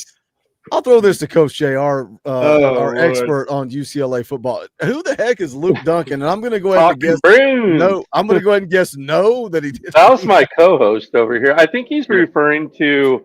There's a On3 spoof site called No3 or something like that, okay. And I believe they posted something of this nature. I think that's what he's referring to. But I don't. Maybe it's just me. I get why I care, but I don't get why Vol fans care, I guess. But all indications in camp is that Nico's been performing well so far. There's going to be a lot of people hoping that UCLA lays a big fat egg. They honestly should have like the 113th, 110th best or worst, however you want to phrase that, offensive line in the country. I mean, their offensive line, guys, is it makes ours look like the Redskins Hogs offensive line. Like it is bad. So I would expect Nico to be under a lot of duress this year from a quarterback standpoint. And that really makes the narrative that he transferred to UCLA to be surrounded by better talent look really bad. What do you expect him to say, though? Like, I see everybody saying that. It's like, what do you want him to say? Like, come on, man. He has to say that. He has to. Anyway, let's not talk about Nico. Let's talk about Josh Heupel. We got 200 people watching live. Guys, smash the thumbs up if you have not. Share out the link. Please, can you take 2 seconds and hit share? And then all you got to do is hit Twitter. It's gone. Facebook, it's gone. Let somebody know we're live. We would greatly appreciate it. What is today? Wednesday? When are we going to be live again? Sunday. I don't even know. Sunday. Oh, God. Unless there's an emergency stream. I'm already – there could be there could be an emergency stream. I got my helmet ready. Wait. When does the week start and when does the week end? When does it start and when does it end? That's a really good question. Yeah, if it ends on Saturday, there could be an emergency stream before Sunday. I've been week 0 emergency stream. I'm not even gonna lie. I'm dreading Sunday. I'm dreading Sunday already. I'm already dreading it. I felt so miserable. I felt awful Monday morning. By the way, if you're not a member of the channel, hit the join button. It's $1. Sundays have been hijacked by Foul Ming. It is complete degeneracy. It is a complete train wreck. It is a car crash. I hope you all enjoyed it. I kind of checked the room. A lot of you guys enjoyed it. According to Tuesday night, it gets weird. It gets wild. We talked a little. Did we talk Tennessee football? I don't remember because of the layout of the show. I think there was a overall theme of maybe Tennessee football, but it got dark fast. It went downhill quickly. I will just say, I was a little curious myself on Monday morning how the reception was going to go. I was ready to dial it back, but it's been such positive reviews. I don't know whether to stay or keep pushing. I don't know. But the chat's fueling me to go in weird directions. Full foul ahead on Sunday nights. If you're not a member, hit the join button. Come join us Sunday night, 7:00. God bless America. I hope I'm alive on Monday morning. Tennessee guard guy becomes a member of the channel. Shout out Tennessee Guard Guy. We appreciate you. He wants to see the degeneracy. He wants to see the car crash. We'll do that on Sunday night, 7 p.m. It goes so far. I've even received DMs saying, we're doing this again, right? Like, this is coming again, right? I'm like, oh, man. Can I put a disclaimer out? Maybe you need to be here live on Sundays, because me and Fowl and Coach had a conversation, and we may private those streams after the fact. That's how bad it got. Yeah. That's how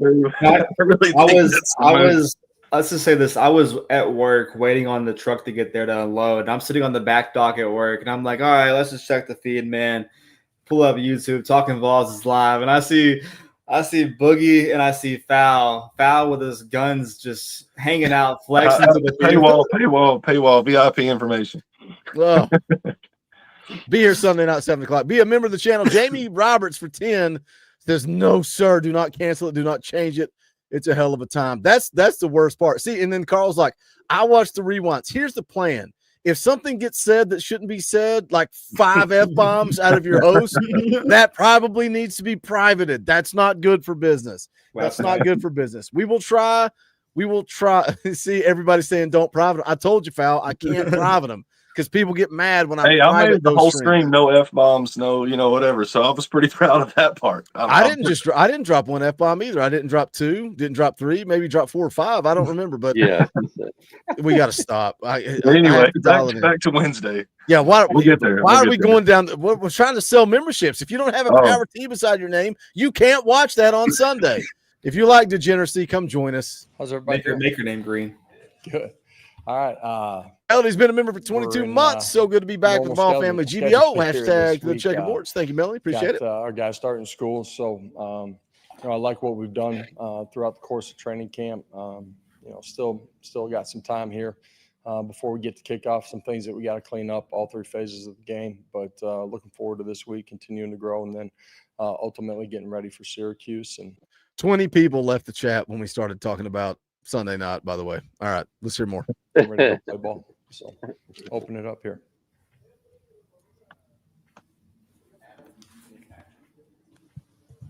Josh, you've had a lot of different quarterbacks over the years. Tall, short, runner, thrower, all different kinds. When you bring in a new quarterback that you haven't coached in the game yet, what's the key to like resetting your brain to match that particular quarterback skill set with the details of the offense? Yeah, ultimately, in the pass game, there's certain things that they may be most confident in as you game plan week to week. That's a part of it. But some things that you put in to attack certain things that you see on film, you try to get them to understand the why behind it. Offensively, it changes from year to year. You change from year to year. It starts with, quarterback and offensive line and, where you can put your skill players to have success. And Joey, through this week and really what he's done through training camp, learning what we're doing offensively, as we get ready for Syracuse here at the end of the week, then making sure that, the things that are in play, he feels good about. And I think, that's one of the things with young quarterbacks and with new quarterbacks is getting them to be transparent in those things. What impressed you most about what Joey did, not only during the summer, but during camp too, when he had to go out and win the job? Yeah. First of all, that entire room competed at a really high level. They competed the right way too. They pushed each other in a positive way in the meeting room. Out on the practice field, I think our team has great confidence in all of those guys. Joey, through the course of training camp, each and every day, continue to grow and take steps and understanding what we're doing and comfort level. Played well in the scrimmages, had good command, and that ultimately led to the decision that we made. Good command. There's the words I've been looking for. Fowl said them earlier. The good command. I knew Hype was going to say that. Coach, I want to ask you a question from a coaching perspective. Let's say you're coaching a linebacker room and you got 2 kids that they know they're competing. They don't know who's starting. We are competing throughout the entire camp. And listening to Joey Aguilar when asked about getting named the starter, how he handled it, and what's he do? He immediately puts over George. He immediately puts over Jake. how do you manage that as a coach? It's like you want these guys to be competitive, but they're also teammates, and that's something Joey touched on, was saying that, you know, we were competing, but we were also helping each other. How do you facilitate that? How do you handle that as coach? I mean, it's a little bit different in a linebacker room than it is in a quarterback room, right? Because in a linebacker room, we have the advantage of saying, hey, look, Haas, like say it's Spillman, right? Hey, Haas, you're going to be in there a lot. You're going to be auditioning to be number one every game. Every single game, you're going to be getting looks to break that starting lineup and to be in there. So let's keep on sharpening. Let's keep on getting better. Naming a starter obviously has advantages, just like the offense. The middle linebacker specifically is the quarterback of the defense. And I feel like you do need to name that Mike quickly, because just like the offense quarterback, you want that continuity.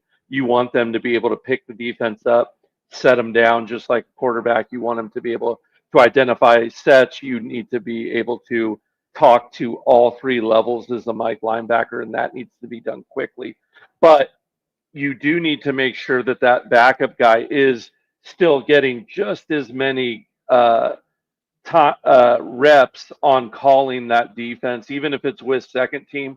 I still want them to have equal time in practice with that second team, so it's comfortable for them to call plays.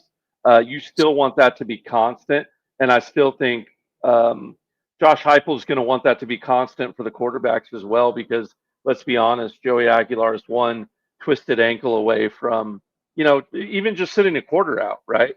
So you don't want that to happen at an inopportune time, and then, you know, Merck to come in there and all of a sudden you're in trouble. They need to keep sharpening that sword, and they need to understand how real that situation is for them at all times. Let me pick your brain again too. So that that's your coaching points. Hey, you want to be the guy on game day. You want to be the first guy in. What do you say to the guy that loses the job? So you've picked who's Mike, who you're starting Mike linebacker, and now you're going to this guy. You're still going to have an opportunity to two, but what's your sales pitch to him?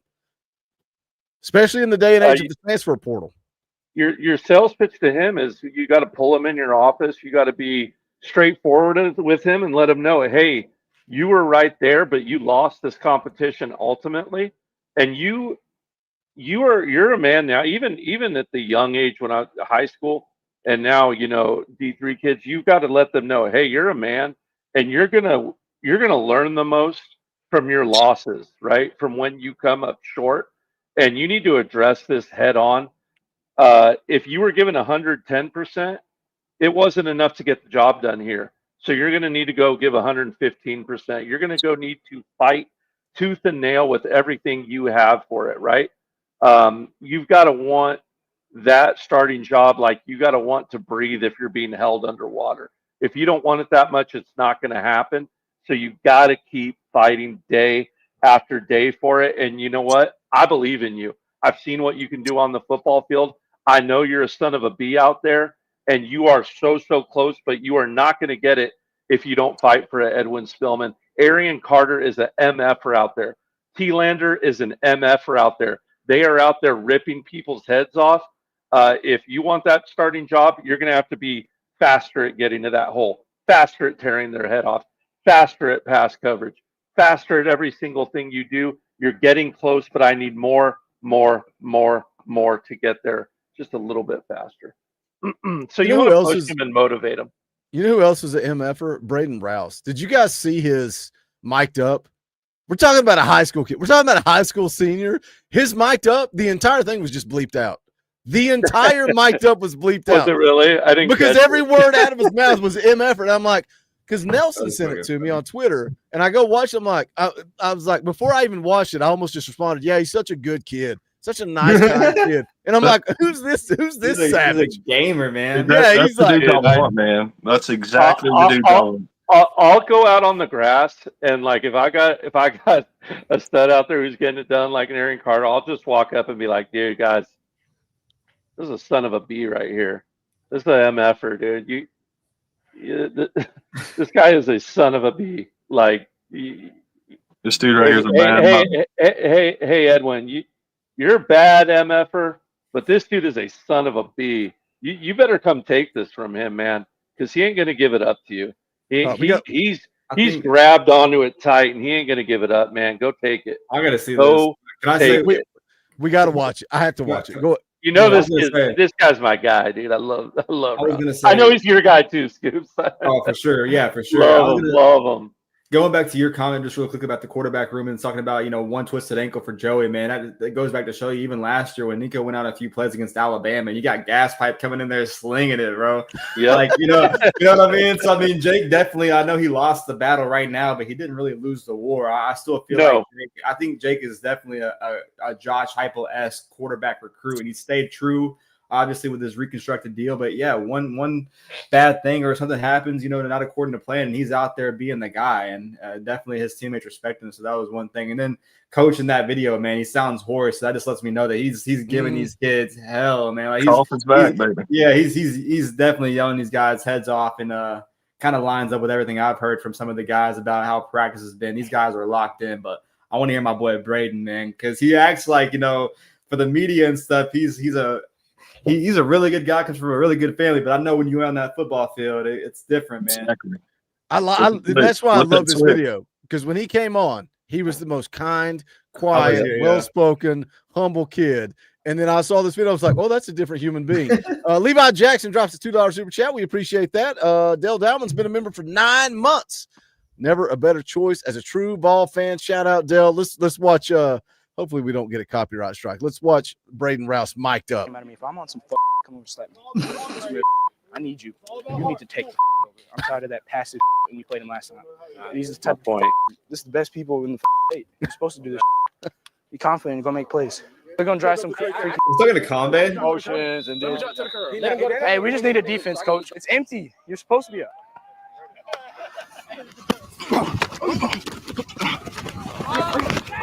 Look at that coverage, man. Look at that coverage. It's a linebacker. The effort through the whole play. The effort at the beginning is what made that play. Boogie, do you remember when this kid wasn't in the top 300 and no one was giving him no shine, dude? I couldn't believe. I was like, when I first watched his film, and I was like, wait, what? Why does no one like this kid? Basically, I didn't realize he didn't start playing middle linebacker until yesterday. I guess that was why. But one of the other takeaways from this, other than his excessive profanity, it's like this dude could start as a tight end in the SEC. Yeah, for sure. His hands are so good. Levi Jackson for 2 says, "Boogie, how'd you like the premium chat? Is that you? Is that you, Scoop? Is that one of your guys? Is he talking about your Discord?" I guess so. I don't know. I don't know Levi's Discord name, but he has to be talking about the premium. But let me ask you that same question, Boogie. You got a kid like this, right? He pops in the system next year. Spillman's the starting linebacker over him. I mean, what are you going to tell him? You're going to challenge him, right? Like, you think this kid likes to lose even when he is the freshman and someone else has seniority?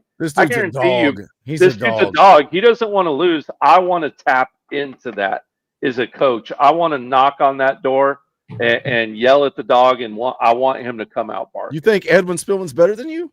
Do you think he's more of a gamer than you? You think he's more of a competitor than you? Yep. Try me. Yeah, come on. Yeah, right on cue, bro.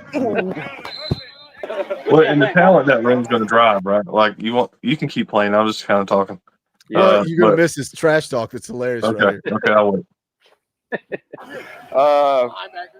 Corner and running back. He's going to play corner and running back at the next level, he said. Huh? They know who he is. It's not.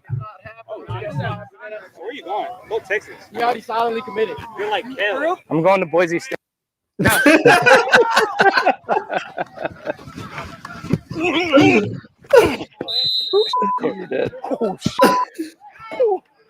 Hey, money down. Money down. Let's get go.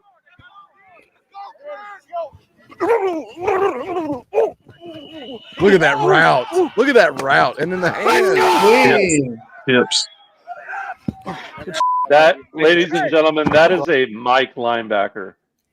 Dude, he's such an athlete, though. Like, that's absolutely crazy that he can go on the opposite side of the ball. And, like, he just started playing linebacker, man. Like, and having that, like, his Final Four. 1 year, and your Final Four is Texas, Tennessee.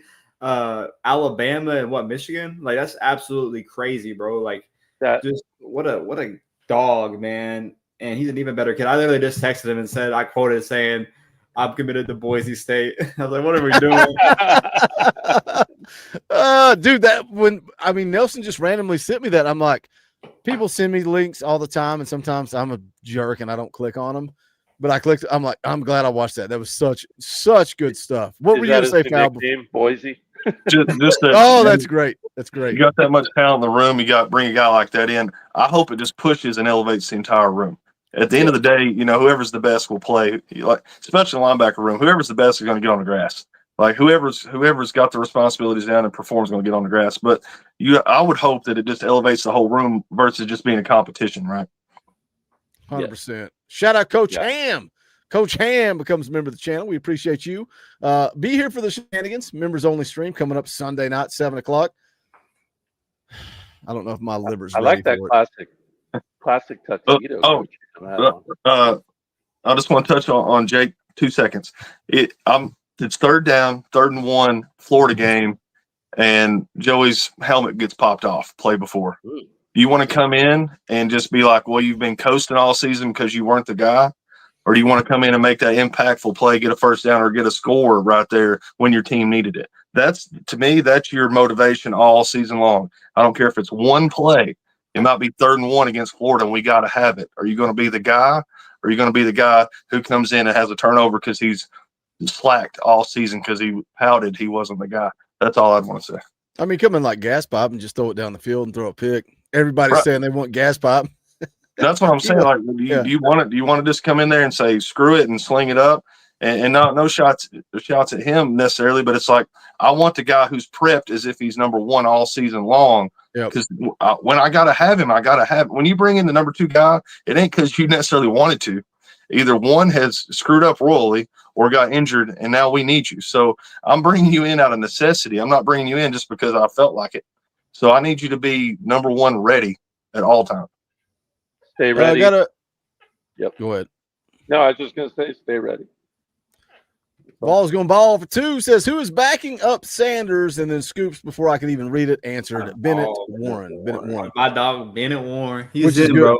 That's another big fun one, man. You want to hear about cooking homemade pasta? Watch mine and Coach Jay's interview with Bennett Warren. That was a fun one. All right, let's hear more from Josh Heupel. Talk about a crazy going out in left field, but that was worth it. That was fun.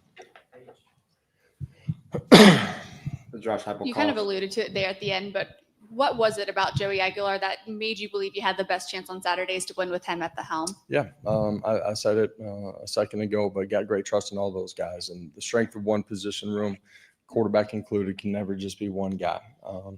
And those guys have all grown. But I think, Joey coming in May, having to learn the offense throughout the late spring, summertime, getting his feet on the grass with our guys, learning how we practice, but also growing each day.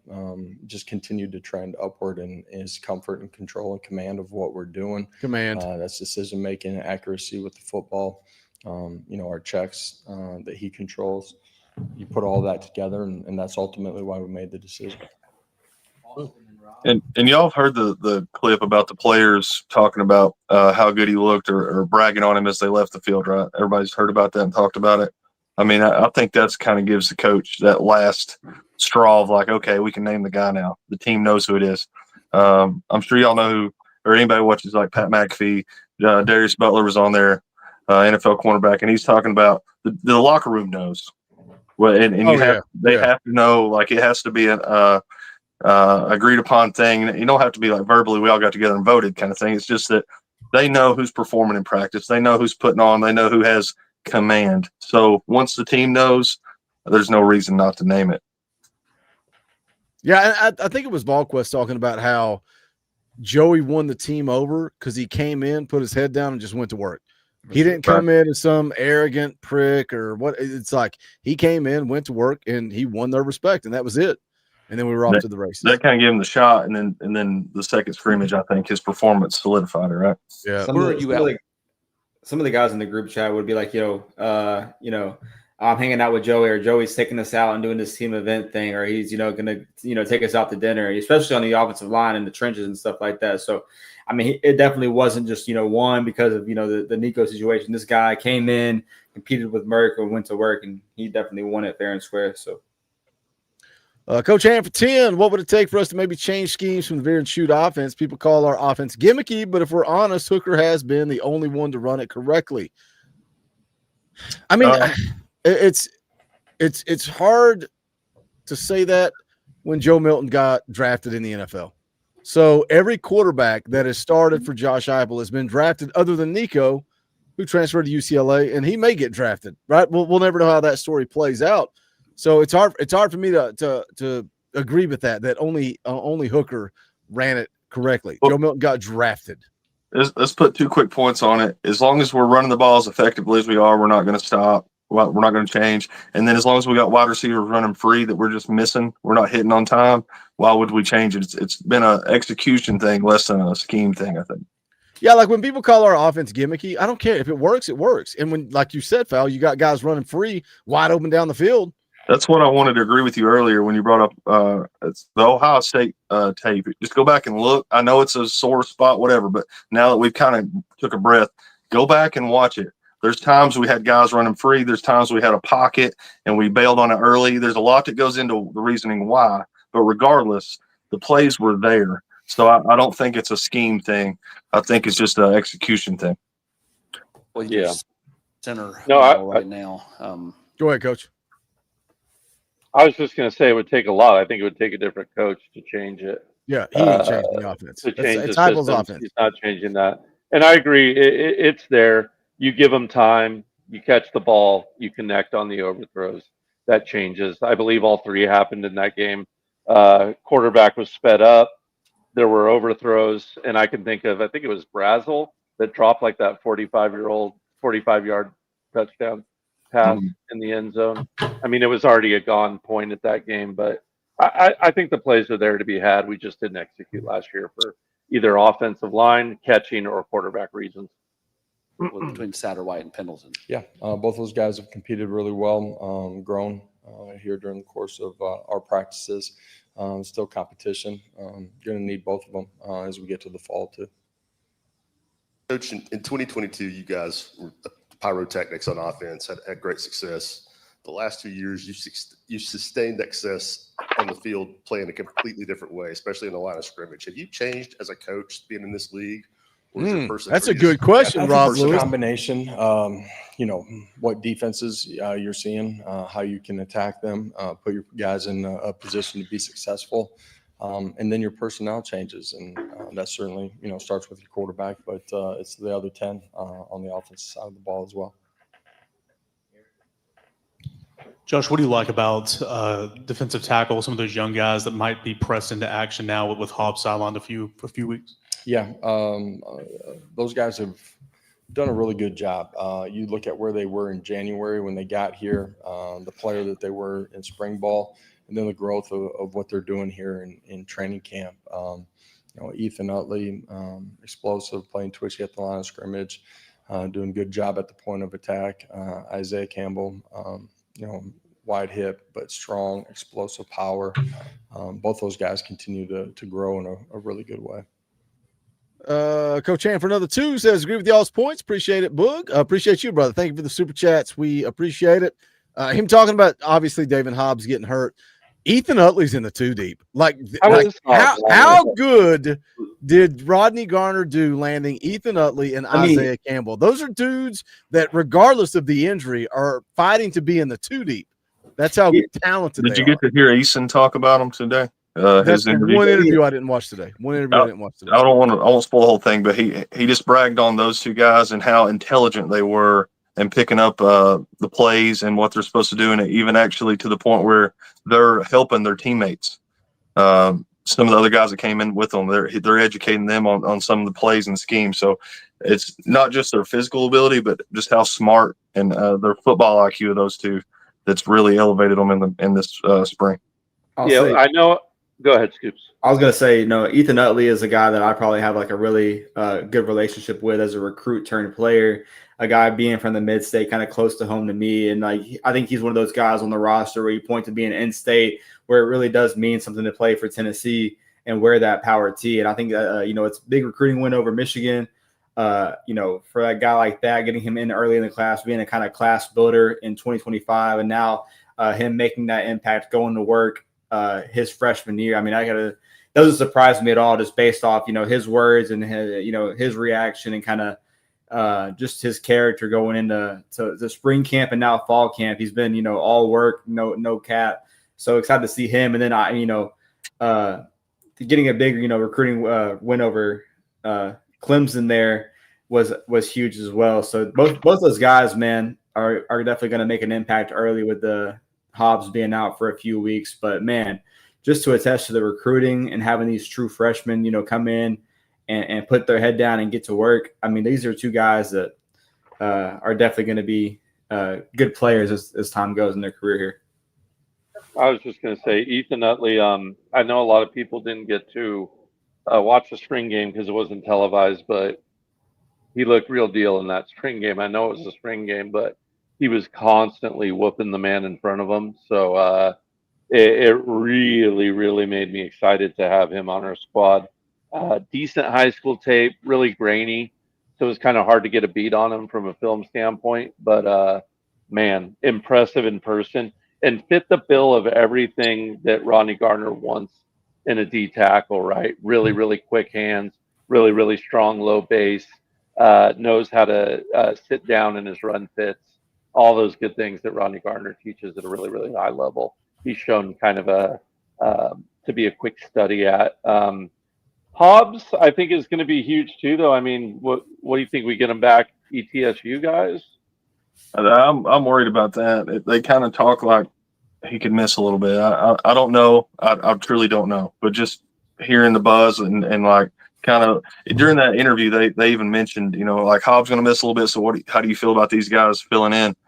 Or getting some reps, not that they're taking anybody else's reps, but you know what I mean? I could see it being like a Georgia or maybe even Mississippi State kind of thing for Hobbs, just because of it being a lower. We're so deep there, right? Exactly, because of the depth. I hate it for David Hobbs because I was ready for him to kind of have that coming out moment, but it's like, as a team, I'm like, we're fine. I'm not worried about the defensive line at all. And also hearing like Coach talk about like Ethan Utley. When Rodney Garner's praising you, like he doesn't praise anybody ever, and he's praising his guys every single time he's in front of a microphone. He's praising Ethan Utley, Isaiah Campbell, Don Bailey, and it's like that's not who Rodney Garner is. So you know he's got to believe in this defensive line. Let's hear more from Josh Heupel. We got about 6 minutes left. You guys have talked all fall camp about you don't have time to be young. How do you know as a head coach when a young player is ready? What do you look for to know when a young player is ready to be in the spotlight in a game? Well, sometimes it takes being in the spotlight and being in the game to truly understand. But you're looking for, the trends of what they're doing in the meeting room, their ability to communicate. That can be, offensively, their assignment, defensively, all the checks that go into it. The ability to play the next play during the course of practice, how they respond to something that didn't go their way. But ultimately here in training camp, the way they compete on a consistent basis with fundamentals, technique, being assignment sound, and playing as hard as you can from snap to whistle. Coach, can you just kind of update us, personnel-wise at receiver? Is Brazzell healthy? And, Mike? Yeah, Mike's been with us for a long time. There were a couple of days where we limited him. Chris has been with us here the last few days, and Braylon was with us this last day as well. That's good. I did want to. That was the point earlier. We were talking about his ticket or whatever. I was trying to get past that to how big is that for the receiver room, being your only true veteran in the room? Guys have practice reps, but like as far as game reps, and how big is it for Joey having that being his only receiver with true experience? And of course, on the wish list is hoping those 50-50 balls come back. because knowing Joey wants to sling rock. But just how big do you guys think that is for having a vet back in the receiver room on the field, and for Joey and the other young wide receivers? I think I said like the last time we were all together talking about fall camp was that, man, like this guy, like we need to go ahead and get this guy named the starting quarterback and all of our ones together, get as many reps together as possible. And I think yesterday was like the first practice that he did have Matthew, Staley, and Brazzell out there. So, I mean, that's huge to obviously build that connection, build that chemistry, because you're in prep game week. Next week is the real game week prep. And you got to go all like you're all in at that point. You know, there's no holding back. There's no stopping practice and doing it over again. You got to be game ready, man. So to get those guys all together, you've heard all the buzz about the O-line. You've heard the praise for the running back room. But, I mean, the biggest question mark is what can Joey Aguilar do with this wide receiver room? And you lost a few guys last year in the portal. You retained some guys. And I think you still got guys that are kind of deep there that are kind of having some buzz, like Amari Jefferson, Travis Smith. So that's promising to have that kind of 2 deep rotation. But I mean, you got to get these guys as many reps as possible, man. This is, Joey learning the system, learning the reads. It's a pretty basic system, but it's one that you got to make those reads and you got to make your decision pretty quickly and go in this offense. So to have that kind of motion, hopefully these guys can stay healthy as we go into the game week. And I think it's huge and critical, man. You got to have that chemistry because it's brand new for a lot of these guys. And I honestly would have liked it to happen the second scrimmage, but better late than never. I want to give a quick shout out to Shannon. I'm assuming Shannon is in the chat for picking up some Talkin VAWLS merch. I just got the email. You grab some merch. If you want to grab merch, I'm going to put the link in the comment section or in the chat right now. Appreciate Shannon for picking up merch while we're live. Go ahead, Coach. No, I was just going to say it's big, and Chris needs to be one of those receivers that just has better consistency overall. Like he had big moments. We think back to the Bama catch. There was a couple really, really spectacular catches, but he had some of those dropsies too. We need him to clean that up just a little bit, but I don't mind them putting everyone on a little bit of a pitch count early. I know you'd like to have them a little bit quicker, but when you're going hard early in practice, injuries are really prone. I get them wanting to kind of monitor that pitch count. And really, I think when you have an experienced guy like Chris, 2 weeks is enough for him to get in pace with his quarterback. The decision to name Joey. What's the other part of that conversation for you, like as a coach, when you're telling the quarterbacks about it? What's your message to Jake and George coming out of this? Yeah. First of all, I met with all of them at the same time. You recognize, I've been in that situation on both sides of it. And you understand that there's going to be, heartache, disappointment. And if it's not that way, then you got a real problem. It was a tough decision for us. We talked about it with those guys. I think the transparency of that breeds confidence in what they're all hearing at the same time. And so at the same time, through that night, there's the pain of disappointment, right? And coming the next day, you got to find a way to be a great teammate, be the same guy that you have, continue to compete. You name a starter, but you never know when your opportunity is coming. And this message was given to those guys as we sat in the room together. It was given to the entire team too. You got to prepare yourself for when your opportunity is going to come to take advantage of that. And Merck's been great in the building, energy, focus. George has been the same way. Just want those guys to continue to grow. Josh, I guess it's kind of the nature of college football that you're going to have some new starters every year, but in terms of what is going on offense right now, when you're going into, an off season with whatever it is, 9, 10 new starters on that side of the ball, how much more urgency or does that change the plan, for the summer, and how much progression have you seen getting to this point? Well, we've talked about it with our players, but we've talked about it, I've talked about it with our staff too. You got to be elite in your ability to teach and help these guys grow through every phase of our off season. And our staff's done a great job. Our young guys have been highly competitive, highly diligent in their ability to grow every single day. And, we're not a finished product. Good teams continue to get better throughout the course of the year. You got to take advantage of every day. But our young guys have prepared in a really good way, and I think they're extremely confident right now. And there's a lot of growth that's got to happen before the first kickoff, certainly. But if they continue to attack it, we'll be ready to go play.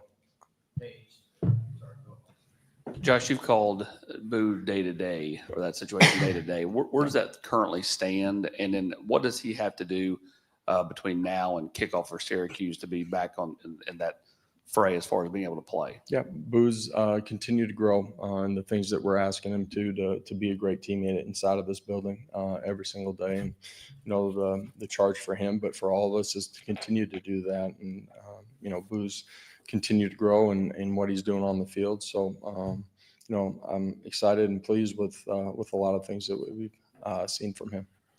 Do you all think does Boo Carter who was talking was everybody? I think everybody's trying. We talk Boo Carter. We all want to talk. I didn't want to say nothing because I didn't know if I think we all had the same question. No, hold on. Does Boo Carter start? We'll go top to bottom with Coach, then Scoops, then Fowl. You guys chime in. Does Boo Carter start day one? And is all this a bunch of BS? Is the media saying, oh, he ran with the threes in the scrimmage? Is that all a lie? Is that all just a narrative that Coach Heupel's putting out there? Meanwhile, Boo Carter's working with the offense. He's working with the ones because we know he's going to be a part of this football team because we need him to be a part of this football team. I just think it's very he's doing everything great. Meanwhile, Tony Basilio's putting out that he's been late to practice again. It's like you keep hearing that he's still showing up late. It's like allegedly you got a beat down in the locker room and you're still showing up late. You've been threatened to be kicked off the team and you're still showing up late. Like what's your feeling on Boo Carter, Coach? What's don't hold back, don't pull punches. What's your true gut feeling? I don't think he starts against the Syracuse game. I don't think he starts. No, I don't think he starts, even if it's just to send like a proverbial message out. I don't know how. I'm just not inside there enough, and Heupel keeps it close enough to the chest that I'm not going to sit here and lie and guess. But if he's missing as much as everyone says, and all those rumors are true, then yeah, I think I'm on record already saying I would have tossed him off the team. I think he starts, and I think he starts like a majority of the season, man. And that's just saying something about like his progress so far with the team and the leadership council, and obviously for Heupel to go out here publicly in the press and talk about it, man. Sometimes the player does a lot more work behind the scenes, and we kind of get blinded behind the social media and the parents and everything else going on, whether it's the message board or rumors or the psychotic mama. Yeah. You said it, not me. Hey, I'll say it. Come on, bro. Call a spade a spade. Psychotic mama. Exactly. Yeah. Sometimes I think a lot of his progress has been blinded behind the Facebook posts from Mama Boo or whatever. But I do think that he's made the progress so far. Just showing up to practice, doing things the right way, and honestly, like. I'm starting to think, even this is maybe just me, talking. I don't know how much credibility this is, but I mean, if he keeps doing things the right way and like there's like some kind of realization and agreement to terms both seasons, like I'm not ruling out a return for his final season at Tennessee next year. I know everyone kind of marks him off as gone, but I mean, maybe like you get this guy to lock in and buy into the program enough to where he does like end up a leader, and he does have that kind of Juwan Jennings story where he turns from, being off the team to kind of being the team leader. I mean, that's for him to decide, man. I think he has that choice, but I mean, overall, man, I think that he's going to be a sure part for this team. I don't know about offensively, but definitely at the safety position, this guy is going to be playing for Tennessee this year. I keep going back. It's a help me, help you situation right now. And maybe just, he gets his head screwed on straight. How the coaching staff is with a player. He realizes that the grass is not always greener on the other side. And we probably, think about this in a few years and be like, that's funny, Yeah. Let me hit the super chat real quick. Hold on. Let me hit the super chat. Timothy for 5 says, Boo has all the talent, but he is an all-American F-up. Guess what? We're all F-ups. We all fall short. We all screw up every single day of life. I screwed up Sunday night at 7 o'clock. I should probably go back and delete that stream. You're hoping, like Scoop said, that Boo grows from that he grows from his screw-ups and he learns and he realizes that there's a whole different level to Boo Carter than where he was at. And that's the guy that I hope we see. And I think the best story for Boo is to stick it out and stay with Tennessee and grow, become that leader like Scoop said, and become an NFL draft pick. Like I think if he transfers, his story's never going to be as great as it could have been. Go ahead, Coach, and then Fowl, you chime in, then we'll move on. Yeah, no, I was just going to say that I 100% believe that Heupel would keep something under his hat like that and be subversive about it. And I think you'll see a lot of Boo Carter this year in general. I just don't think he starts the Syracuse game. I think you'll see him, and I think he'll play. I think you'll see a lot of Boo Carter. I just don't think he walks out there with the ones very first series in the Syracuse game. I agree with that, too, and I think that was determined weeks ago. Right. Yeah. But I do think Boo is important, you know, and hopefully he can be a really, really big part of this team and a contributor. Quick 2 points. I'm a big Boo fan. I want him on the field. I think we need him. I think he's a talent for sure. I don't think he starts week 1. Scoops gave me some hope there that I wasn't ready for. No, I don't think he starts week 1. I think what's the worst thing you can do to a player? Make him stand on sideline and watch. I think that's going to be a message. As far as how long, I don't know, but I could definitely see us week 3, Sunday night or Monday morning, Boogie and Kaner going, is this the week Hop starts Boo Carter? It just seems like that's the narrative. I could see him totally just not playing him or playing very little. Now, what it's going to help if Syracuse game's a blowout and we come in and we put up 50 points in the first half or something. Like that's going to change narratives across the board. If we're in a tight ball game and Star's struggling, how quick does Hop pull the trigger? So I think that's going to change a lot of opinions, but I don't see him starting week 1. Timothy's got another $5. I don't know if he's insulting me. I guess I'm too stupid to understand. He says, Boogie, how much butt whooping do you need before you extract your head from your 4th point of contact? What did I say? What did I do to Timothy? Why am I getting insulted? What did I ever do to you, Timothy?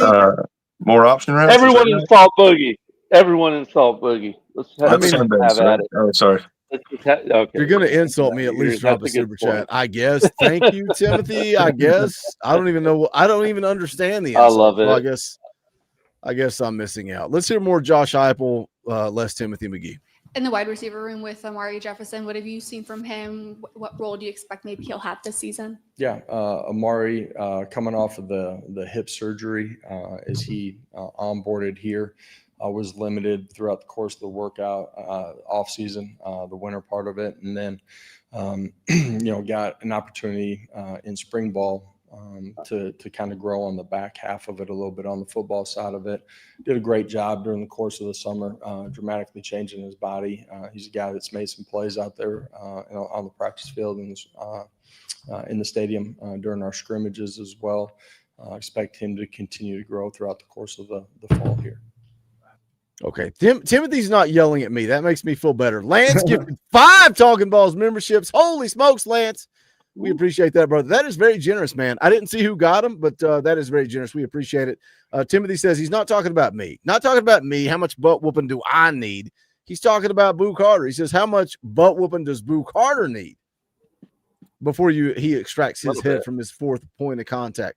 Well, again, we don't know yet. We don't know yet because that butt whooping allegedly took place, a little while ago. Maybe he's been dialed in. And when Tony Basilio said he's missing practice, I think it was like one practice. I think, and I don't know if that's true or not. I have no idea. That's what Tony Basilio put out there. Scoops, you want to go ahead and bounce? I know you're getting ready to do. What are you getting ready to do? The ATB podcast? Yeah, I'm really bad at my scheduling thing. Not my strong suit at all. Like, it's honestly terrible. But I mean, I have until I have 6 more minutes. Let's send it home. All right, we'll send it home, but you guys can go dial into the ATB podcast as soon as we wrap up. Where can they find that, Scoops? We're going to be on X over there on the Twitter, X, whatever you call it, on the Vols _ATB. We don't do the conflict and talking ball. We got to keep it separate. But yeah, we'll be over there talking Vols, just doing season predictions, really talking about what we expect this year, overall record predictions, and pretty much everything we do over here at Talking Vols, man. But this community over here, man, the best in the country, the best in the Vol Nation. Undefeated. What a special place over here. Look at the Twitter handles across the bottom: at Talking Balls _pod, at Boogie Bentley, at UT Dauber, at Coach @X_JP_123, @XFactor1495, @Foul_Ming. Go follow @Vols Scoops, and he's going to retweet that. You guys can go. If you want to keep talking Tennessee football, ATB podcast, go check them out. As a quarterback yourself, you make the announcement 13 days out. How much, the timing of that announcement, how much of that went into, what you went through as a quarterback? Is that the kind of timetable that you would like to have to find out that you have the keys to the offense? Well, I think first of all, I said it before. We started our first practice. Somebody's got to go take it too, and they went through that. Got through 2 scrimmages and another practice with those guys competing. I think just how Joey was continuing to grow inside of it. It felt like it was the right time, for him, but for our football team too, and certainly. Having this week, knowing that you're going to be the guy, I think gives him the chance to continue to get his feet on the ground and get ready for kickoff here in week and a half. That's it for Coach Hype. Keg says, when you having pancakes and bacon on? Dude, I thought about texting Reed and seeing if they wanted to come on Wednesday night. But next Wednesday night is when we're supposed to be moving into the regular season mode where it's me, X, Dauber, and Scoops. And I'm like, that would completely derail our entire schedule. I don't know. Maybe I don't think they can do Friday mornings. I don't think they can do Friday mornings because they work 9 to 5s. I got to get Reed and Kyler back on, dude. Like me, Coach J, Reed, and Kyler, 2v2 is epic content. I love those guys. I've always put them over. They're so good at what they do. I think they're so real. And Reed is such a I've formed more of a relationship with Reed than I have Kyler. We got to get him back on. I don't know. Soon.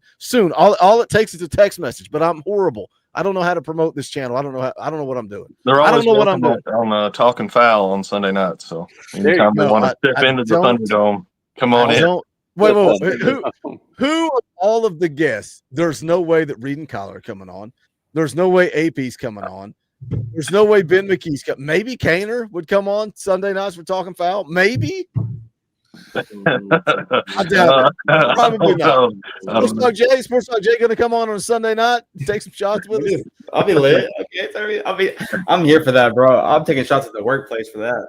Dude, maybe you got to work. I was gonna say maybe you should pop in Sunday. Knox Predator catcher for 10. I understand price increases, but last year you made the pilot deal and announced the talent feed right after. Now you signed 200 million? Holy, 200 million? And announce another increase. Bad optics. Money.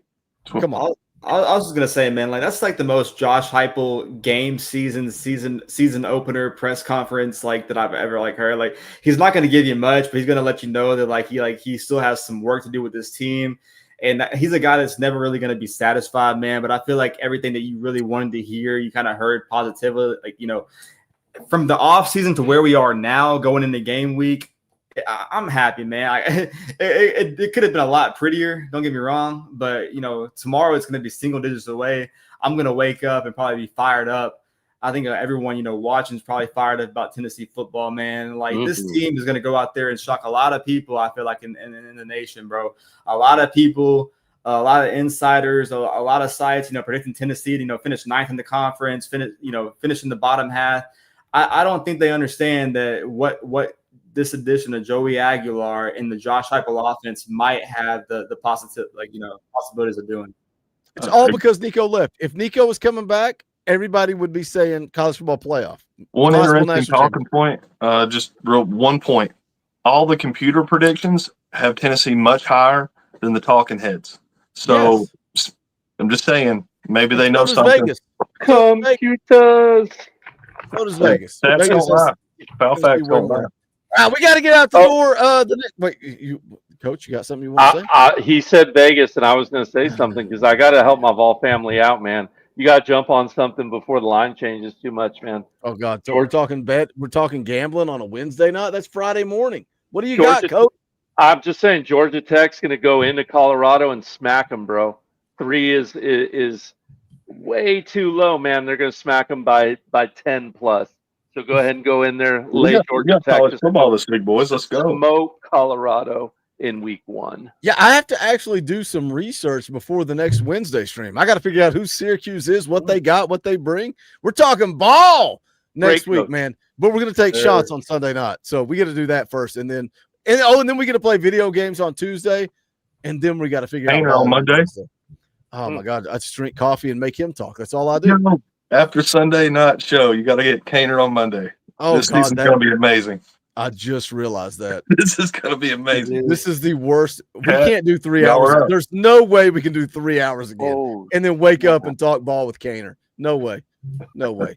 All right, we're out the door, boys. Go check out the ATB podcast with Scoops coming up right now in about 2 minutes. For Coach Jay, for Foul Me, for Scoops, my name is Boogie Bentley. This is the Talkin VAWLS Network. We love you guys. Go Big Orange.